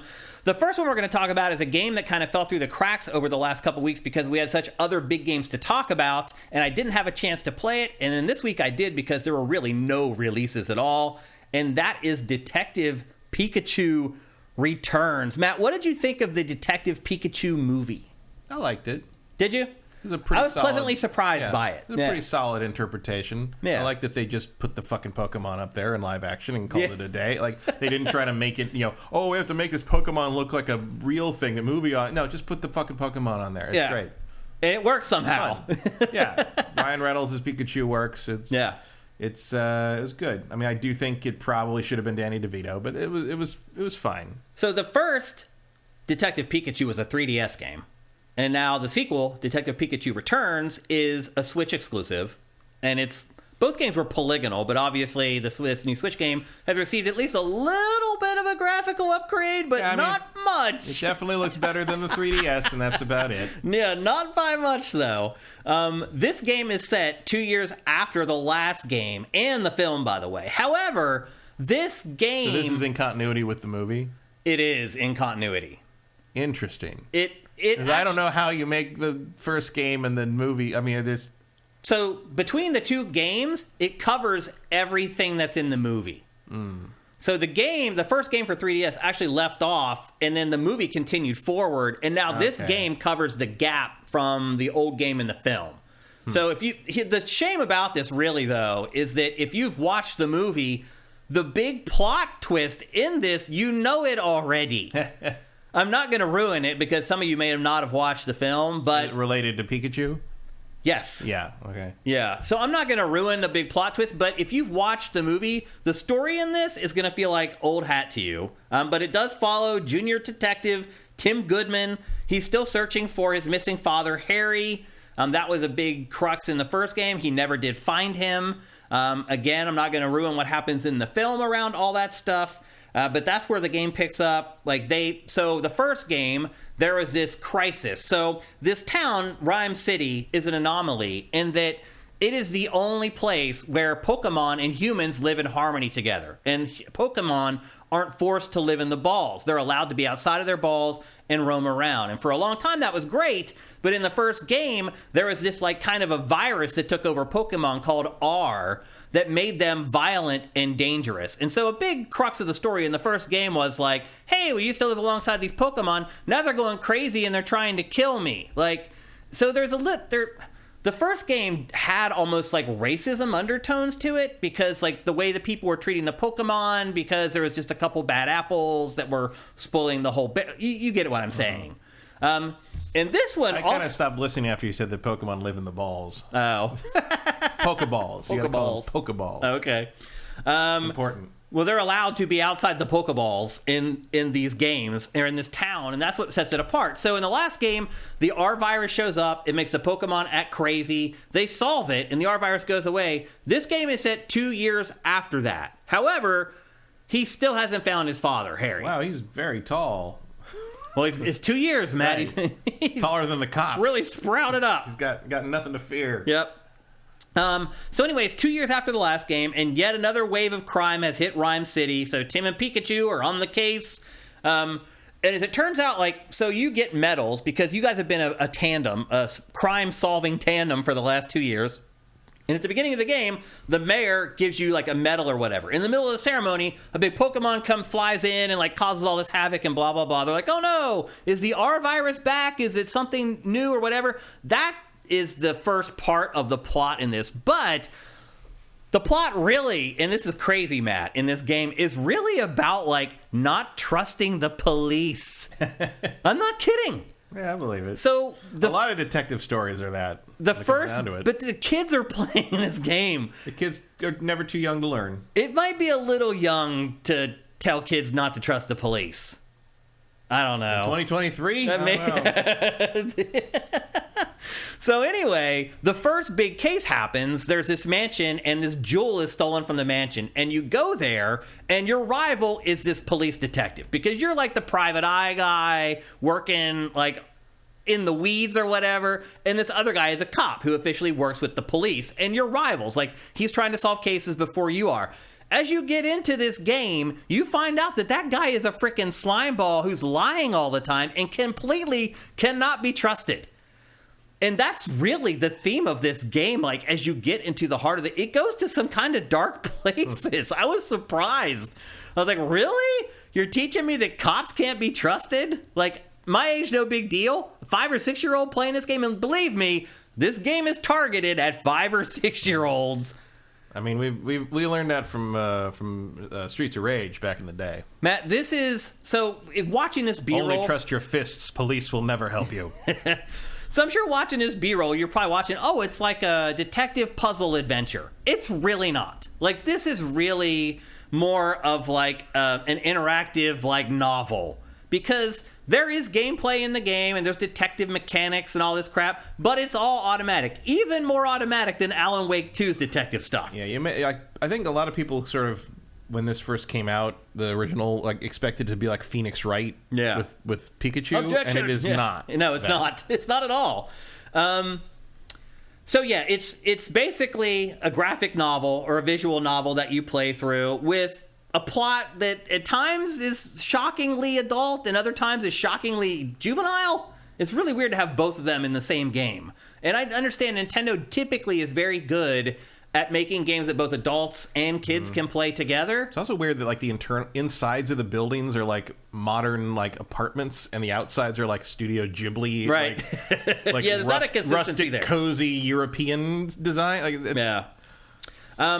It's very wordy, this game, and you have to talk to everybody because you will go through like 20 pages of dialogue, and then finally that character will say something that is actually a clue. So you just have to go dang, dang, dang. Like for the Is first the clue highlighted in a different color? Yeah, exactly. And then a little thing pops up that says, "Oh, you have an interrogation clue." And after you've collected enough clues, eventually the game sends you to the deduction screen, where it has like all the clues that you've collected, and then it gives you like this multiple choice quiz, Matt, that literally could be solved by like a 2-year-old. It's so weird. This game is like, in one moment it feels like it's made for 3-year-olds. The next moment you're like, wait a minute, they're talking about the mob and like corruption. It's got a weird dichotomy to it. The Pokemob. Yeah, the Pokemob. That should have been the lower third. The Pokemob. So anyway, you talk to people's testimony, you gather clues. There's also like things that you just hunt around and you find that are clues on the ground. And then you go to the deduction interface, you come to your conclusions. You talk to the humans, Pikachu talks to the Pokemon, so you're like this team of like interrogators where you're interrogating the human and then your Pikachu interrogates the Pokemon to get information out of them. And you get clues from both of them, by the way. Sometimes the Pokemon actually have better clues than the human beings do. There's not much actual gameplay. You already saw like that QuickTime event I showed you where Pikachu's trying to run up Executor. How do you say that Pokemon? Executor. Or Executor, I guess. And then you just... That's the lawyer version. Mash the A button, and that's pretty much how all the QuickTime events in this game are. You just mash. But those are pretty much the only interactive parts of the game. Like, you do run around Rhyme City, but you already saw in the B-roll, it's literally one city block with like 4 buildings. Mm-hmm. And it's like this weird thing where you can't control the camera, so you're always running towards the camera trying to get out of the buildings, and it's just awkward and weird. It's no Yakuza. Yeah. So it includes the same plot twist as the film. And between the two games, you get the whole plot of the film, which is kind of disappointing. But at the same time, I would argue that it kind of wraps up things a little better. Because if you remember at the end of the movie, Matt, it became like a disaster film. Right. And it kind of jumped the shark. Like I thought every movie has to end with a giant blue light in the sky. Right. Like I thought it was a pretty good movie, and that kind of ruined the movie for me. This game wraps up the story way better. I'm not going to spoil how or why or whatever, but it has a more satisfying conclusion than the film did, which is kind of surprising. But as I said, there's not much gameplay. The gameplay that is there is mostly QuickTime events. Otherwise, you just navigate your way around these tiny environments that still require loading screens between each tiny area. It's like, Matt, you go into one room and you go to the next room. It has to load the next room in. Well, look at all that fur shading. and dude, the loading times between the rooms, it's like 5 seconds. I don't know what went wrong with this game's development, but there's all kinds of technical issues with it. Really, the biggest gameplay... It is interesting how much load time is on the Switch, given that there are no discs. Yeah, they're cards. I don't get it either. I mean, the cards just sort of... I mean, they do keep the data on the card, don't they? But even when you install them, they have a lot of load time. It's weird. I don't get it either. Just not enough RAM, I guess. Yeah. The big gameplay addition to this game compared to the last game is mounts. So eventually, you get the ability to be able to ride Pokemon around. And let's see, there's like... You get, like, each Pokemon that you ride has abilities. So one of them has the ability to track scents. One of them can see through walls. One of them you can use to push heavy objects out of the way. There's also some, like, top-down stealth segments in the game that are just as easy as the rest of it. They're almost like a joke. There are side quests in the game. However, one thing I will say if you decide to play this is make sure you complete them when they come up, because there are points in the game where once you go past them, you cannot go back and complete the side quests. And most of the side quests and the main quests in this are pretty much fetch quests. This whole game is kind of just one big fetch quest, which is why it feels more like a visual novel than an actual like puzzle adventure. I like that there's cop Pokemon.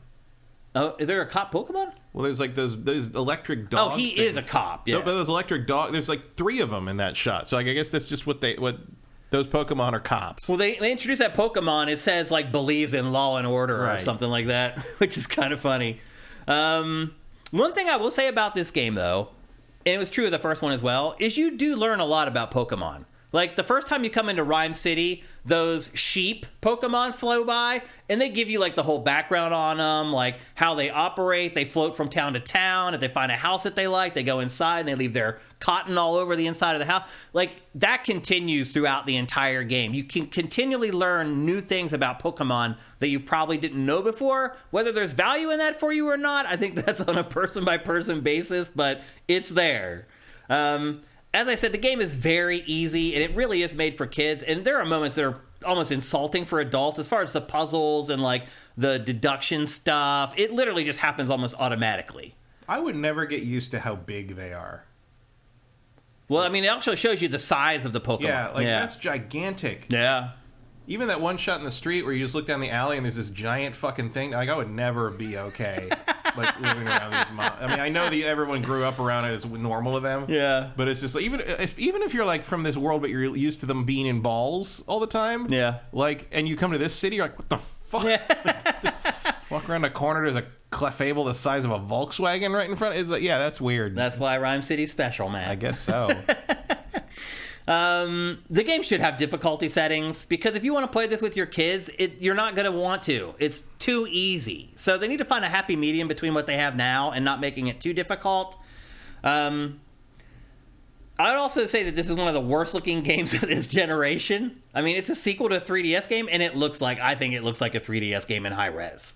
Again, the loading screens are constant. Like, the voice acting, though, is surprisingly good. The performances are great. However, you can only spackle over the writing so much, and what they're talking about is really inane.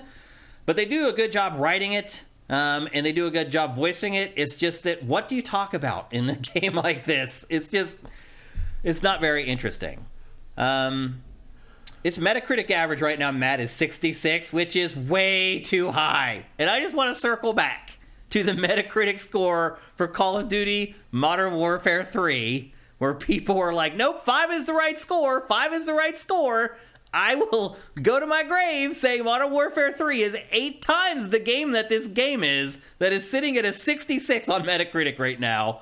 I don't know what these people were playing, what kind of drugs they were on while they were playing this game, but this game is like a 4. Like, it is nowhere near a 66. Like, I would only recommend this game to, like, 3-year-old Pokemaniacs. Like, if you have... And most 3-year-olds can't read. Right, so. And you have to read a lot, which means you're going to have to read it to them, which means it will drive you bonkers playing this with a kid, which means I actually recommend it for no one, Matt. I do not recommend anyone buys this game. It's $50 also, which way overpriced for a game that obviously isn't up to scratch technically. I mean, from a craftsmanship perspective, this game is low budget, low rent, and it should have cost low budget, low rent. And again, even if you really liked the film, it spoils the plot in this game. So even like the big twist in the game, it's just kind of you're left limp. Now again, it does finish things off a little more in a more satisfying way.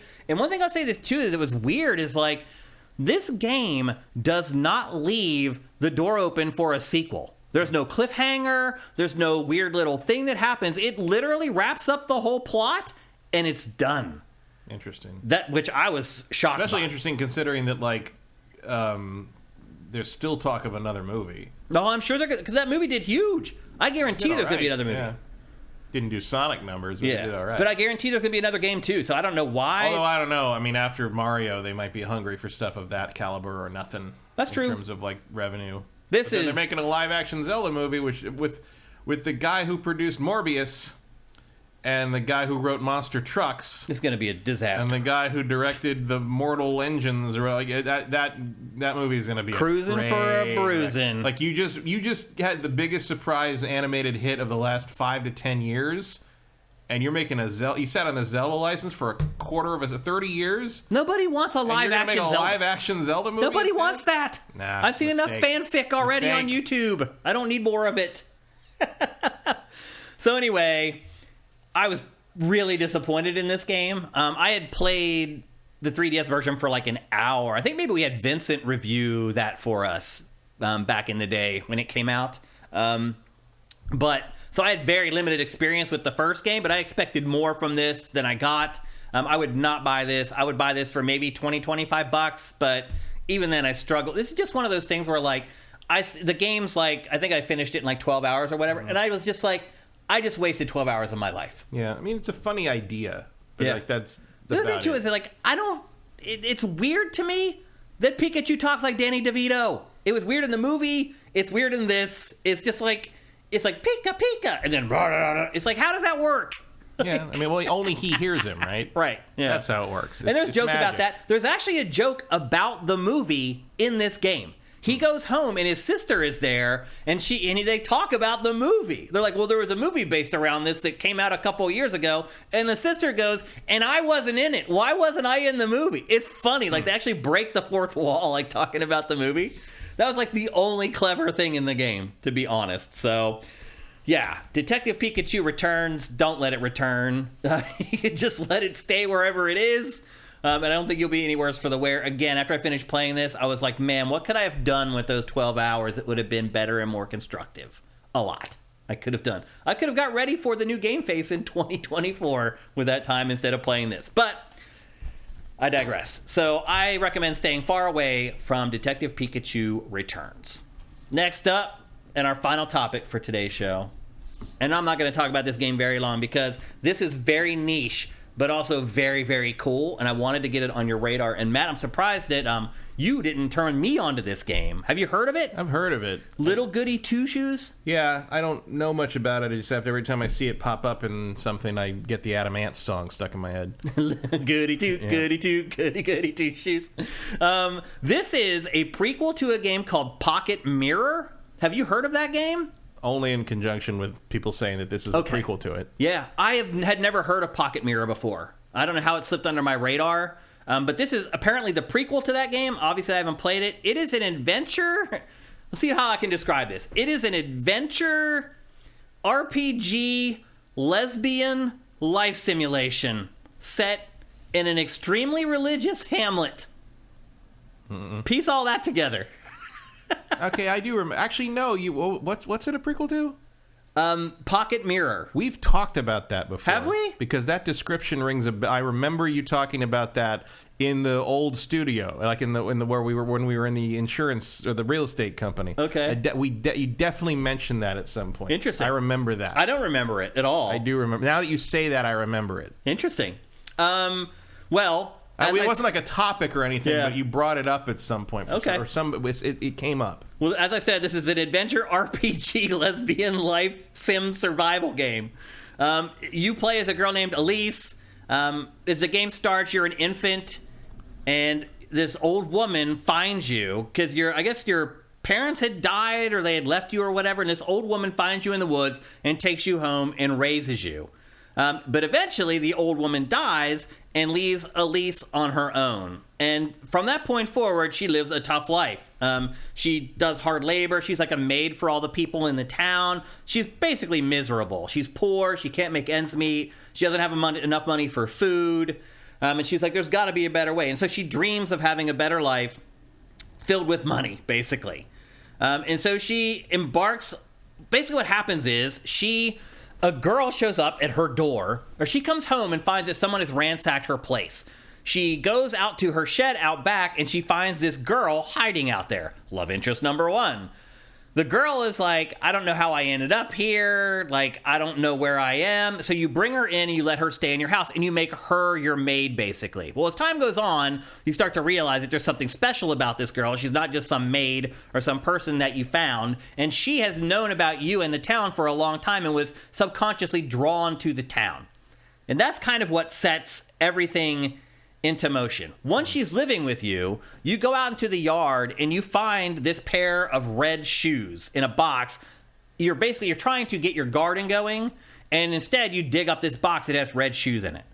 And the shoes start talking to you, and this girl that you just met starts filling you in. And basically what you have to do is you make a deal with this god for fortune, and you have to go into the woods and find 3 gifts to give it to the god, and he will grant your wish of making you rich forever.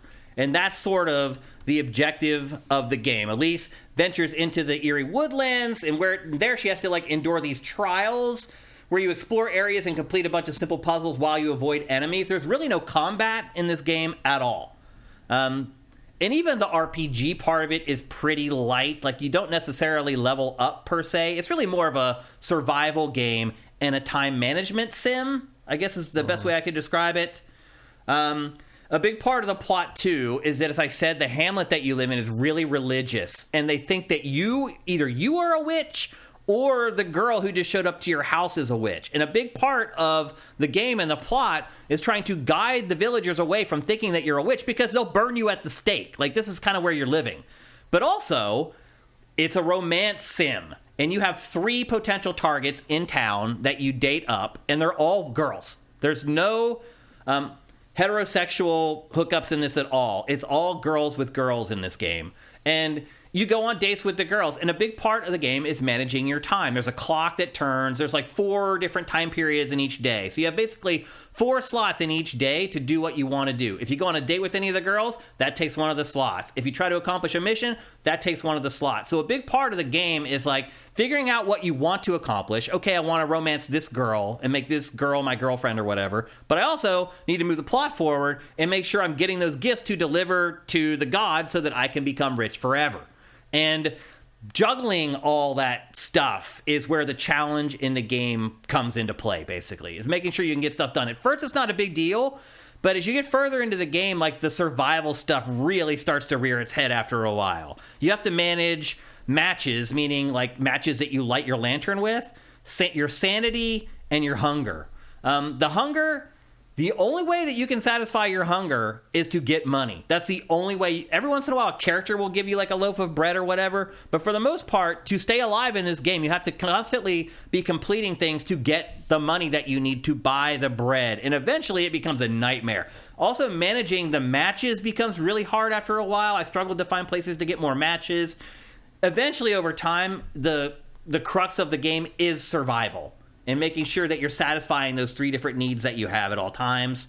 There are plenty of side quests to distract you. There's an awesome map screen that shows you like the whole hamlet, and there's icons that'll show you like, hey, here's a side mission. Here's where you go for the main mission. Hey, you're already on a mission. Here's where you need to go to do that. Now, that's handy. However, one big complaint that I do have is that there's no fast travel in this, and it does get annoying running through the same screens like over and over again, no matter how pretty those screens are. And I don't know if you've been watching this B-roll, Matt, but this game is gorgeous, man. Like, yeah, it's nice. It is beautiful. Like, the way the lighting from the trees falls on the character models, like the shine and sheen on her hair, all the animation is just incredible. And as you start to play more in this game, I found myself just stopping and watching. Like, I get into a space and there's just so much stuff going on. There's birds flying everywhere. There's people like doing stuff off on the side. I would just stop and just take in the scene. Like, I've never seen an art style that looks quite like this game. Like, they've done an amazing job. It is just gorgeous pretty much at all times. But like I said earlier, like, you have to manage your time. And here's my biggest complaint about this game was, if you have one bad day, you're kind of screwed. Like, this doesn't have autosave, or like if you go to your saves, it doesn't have like 20 different saves to choose from. Like, you have to manually save at all times. And sometimes it's not convenient to get to the save point before something triggers and happens in the game, and you're just screwed. There are instant death moments in this game where you just die. Sometimes, like, if you answer something incorrectly, you just die. And if you haven't saved, you lose all the progress. So the first thing I would say for anyone who's going to play this, save constantly. I got burned a bunch of different times. So if you do lose health, then again, there isn't really combat in this game, but there are enemies, and you can lose health through that. Healing items for that are plentiful. You never have a problem like being able to heal yourself. The food is always the asset that's really hard to come by. The only way you get the cash is by performing side tasks for villagers. And basically how those work are they're very simple mini games that you play. Like, one of them you'll see in the B-roll here is like Kaboom for the Atari 2600. Like, you're basically just holding a big barrel and apples are falling from the sky and you're trying to catch the apples. It's all very simple stuff like that. And then you get, after you complete each of those mini games, you get graded, and then you get money based upon that grade, and then you use that money to buy the bread. And so if you botch one of those, or if you just mismanage your day and go on dates all day instead of saving money, it turns into like a snowball that's hard to get out of, where you're just always dying. You never have quite enough bread. You're completing one of those mini games just in time before you pass out and die. It becomes a bit of a struggle. So, again, make sure you're saving constantly. Also, make sure that at every turn that you can, you have as much bread as you can, because that really is the hardest part of the game, is making sure you have enough bread. As far as the love interests are concerned, you go on dates. You have to make time for each one. It can be a challenge. Each girl takes 6 total dates to romance her for good, meaning that she's your girlfriend. Each time you take them on a date, you earn a gem. The writing and the voice acting in this is amazing. Just across the board, incredible. Particularly the dates. Because the dates are where they ponder the idea that they're gay, but they live in this crazy religious conservative area, and if they're found out, they could be killed, or if they think that they're witches, they could be burned at the stake. There's high stakes, I guess. I see. There's the witch suspicion tracker. Yeah, right. Yeah, they're trying to figure out exactly, and the game does track it for you to let you know if the Hamlet thinks that you are in fact a witch, and you can go and control conversations with the villagers to shape how they feel about you.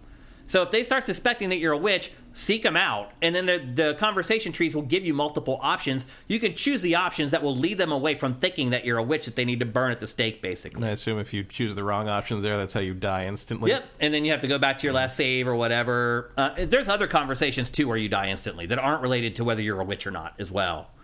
But like I said, there's just tons of cool little animations going on everywhere. Like, it's in 2D, so simple stuff like a character swinging on a swing, like, that's hard to animate in 2D. But there's stuff like that all over this game. And again, I just love the look of the game, the charm, how they handle the lighting with the 2D graphics. It's just awesome.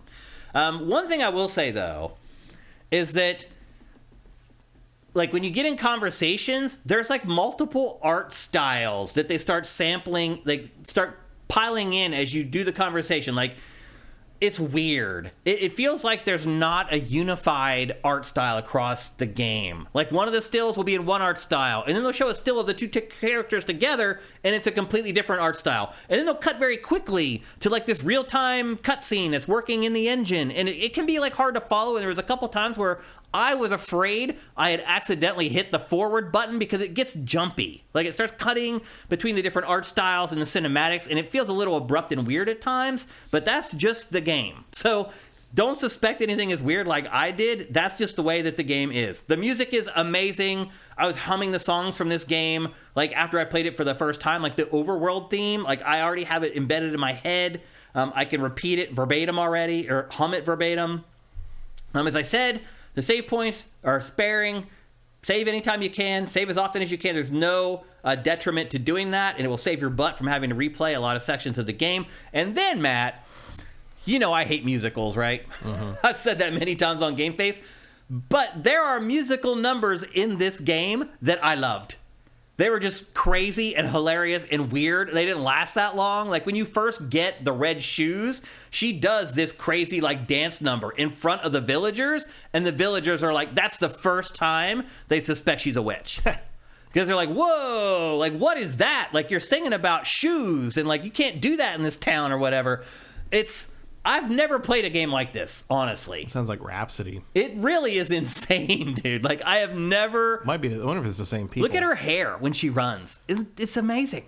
Like, the art in this is just incredible, and the animation is just awesome. And the little leaves flowing in front of the camera, and the lighting from the trees. Like, just a gorgeous, gorgeous game.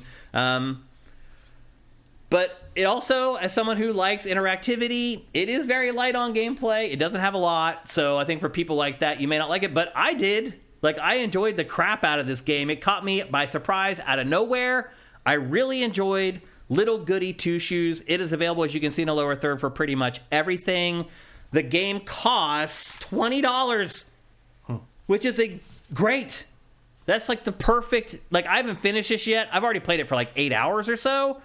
Already, I've got my $20 worth, easily. So I highly recommend this game. I loved it. And I know you're probably looking at this like, this doesn't look like the game that Shane usually likes. Exactly. Here's what I'm talking about with the different art styles, like how they jump back and forth from these stills, and like then the talking animation. Like, it just gets weird and like jumbled up, and then it'll cut to a cutscene really quickly. It's just a little awkward at times. That's a pretty standard anime. It is, thing. yeah. And there's a name for this style of anime, the glass-eyed anime. It's called Toro or something like that. It's from the early 90s. It's like called Toro style or Tono style or something, where the girls all look like their eyes are watering it all the time. I mean, sometimes that's called moe. Moe? Yeah. Although that's usually more fetishized. Here you're seeing the time of the day change. So every time you complete something big, it cuts to this scene, and it shows the time turning to one of the other segments of the day. Here I'm about to die, so that filter that they put over shows you, and I think I'm about to die from, like, sanity. I'll be honest with you. You about to starve to death during a date? I still haven't. I think I am. I still haven't figured out how to lower sanity. I don't know what you do to lower it. It seems like certain people you talk to lowers your sanity. I have not figured it out. But I think I only died from sanity like once or whatever. So anyway, there you go. That's Little Goody Two Shoes. It's available for everything. It costs $20, and I recommend it to pretty much anyone. I mean, you can watch this B-roll and figure out whether you're just organically attracted to games like this or not. And if you are, buy this game. You will absolutely love it. I had a ton of fun with the game. What do you think of it, Matt? I mean, it looks cool. I do like the visual a lot. I just didn't get around to it just because I didn't really pay much attention to it. I saw it being mentioned by things. I think it came up in it was in the Game Awards nominees, I think, under art direction, or maybe it was asking for people to vote for it for art direction and the player choice. I can't remember. But it popped up on Steam, I think, on the recommendations. I just didn't pay much attention to it. I think you'll like it. I get to a point, especially on Steam, where I'm just like, is there anime? Okay, I'm just sort of filter it out. I just assume it's porn and let it go. Yeah, But every once, it looks to me, it reminds me a little bit of Rhapsody on the PS1, which was a musical. Also a musical. Which I guess there's a collection of those that came out recently on the PS5. But like, I don't know if there's going to be anything in this as catchy as We Are the Most Amazing Pirates. Yeah, but I remember that one. But anyway, we like to use our last segment on GameFace every week to try to turn you onto some smaller games that may fly under your radar, and that's what we're doing with Little Goody Two Shoes. Yeah. This is actually, maybe it's not indie because it is published by Square Enix, yep. I don't know. Depends where that came from. Yeah. I saw Jeff say that the reason Dave the Diver is nominated is because basically he said indie is a vibe, not a basically not a what we talked about. Which is, but then you should call it best indie game, not best independent game. That's a good point. Because those two words mean two different things. Indie, like I said, you could get the cover of it's a vibe thing. Independent is not what people say when they describe a game like that. They don't say, oh, that's a great looking independent game. They say indie game. So go with the slang. Don't say the full word because the full word means things. Yep. All right, we're almost done, but before we go, here's our word from our sponsor, SoundWizardry.com. Experience the realm of extraordinary audio with Sound Wizardry. With a decade-long journey in sound design, we animate your movies and video games with the breath of sound. Our wide-ranging services include sound design, Foley, sound mixing and mastering, audio implementation, dialogue mastering, and the crafting of unique sound effects from freshly recorded material. Our portfolio contains Baldur's Gate 3, Steven Universe, Alan Wake 2, Gwent, Cyberpunk 2077, and more. Visit SoundWizardry.com and let us transmute your vision into an auditory marvel.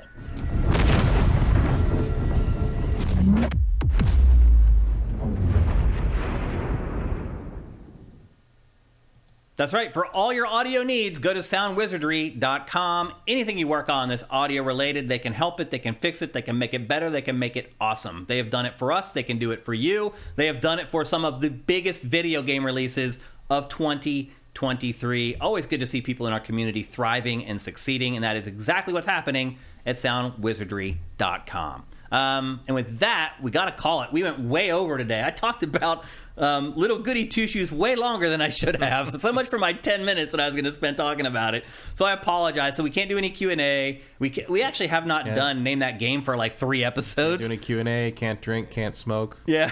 What do you do? Goody two, goody two shoes. So anyway. My head for the rest of the day. So that's... Well, listen, if you want to support us, the easy way to do it is at Patreon. Head to patreon.com/sifted, SIFTD. You can pledge whatever you want there, and you get something for every dollar you pledge. Even for $1, you get access to our exclusive forums and the ability to create your own forums that other people can join, and the rewards just go up from there. $4 gets you all our content early, GameFace 4 days early, Pactor Factor a week early. If you can't help us with that, you can always just go and review the show on whatever podcast service you're listening to. You can you can subscribe on YouTube, you can do all that stuff. You can leave a comment on YouTube. That helps with the algorithm. There's so many things you can do to help us, and not all of them require money. And any of them that you do, we will thank you for them very, very much. So thanks to everybody in the chat. I'm really sorry we didn't get to any Q&A today. Norix Nessie, thank you for Twitch Prime. I see you in there. I really apologize that we didn't get to it. Next week, maybe. I did a poor job managing today's episode. That's all on me. So I'll take the hit for that one. But thanks to our chat. As always, you guys fact check us and dig up factoids that we need while we're doing the show. You guys are awesome. We appreciate it. All the Twitch Prime you guys gave us today, again, appreciate that. You guys are awesome. We'll be back next week, and we'll have 2 big games in next week's episode. We'll have Avatar, which I think I'm getting code for that today from Ubisoft. And then we'll also have Dragon Quest Monsters, which is coming exclusively to Switch. I think I get code for that maybe tomorrow or something. So anyway, we'll have 2 big games in next week's episode. We can't wait to see you then. Have yourselves a great week. GameFace is up and out.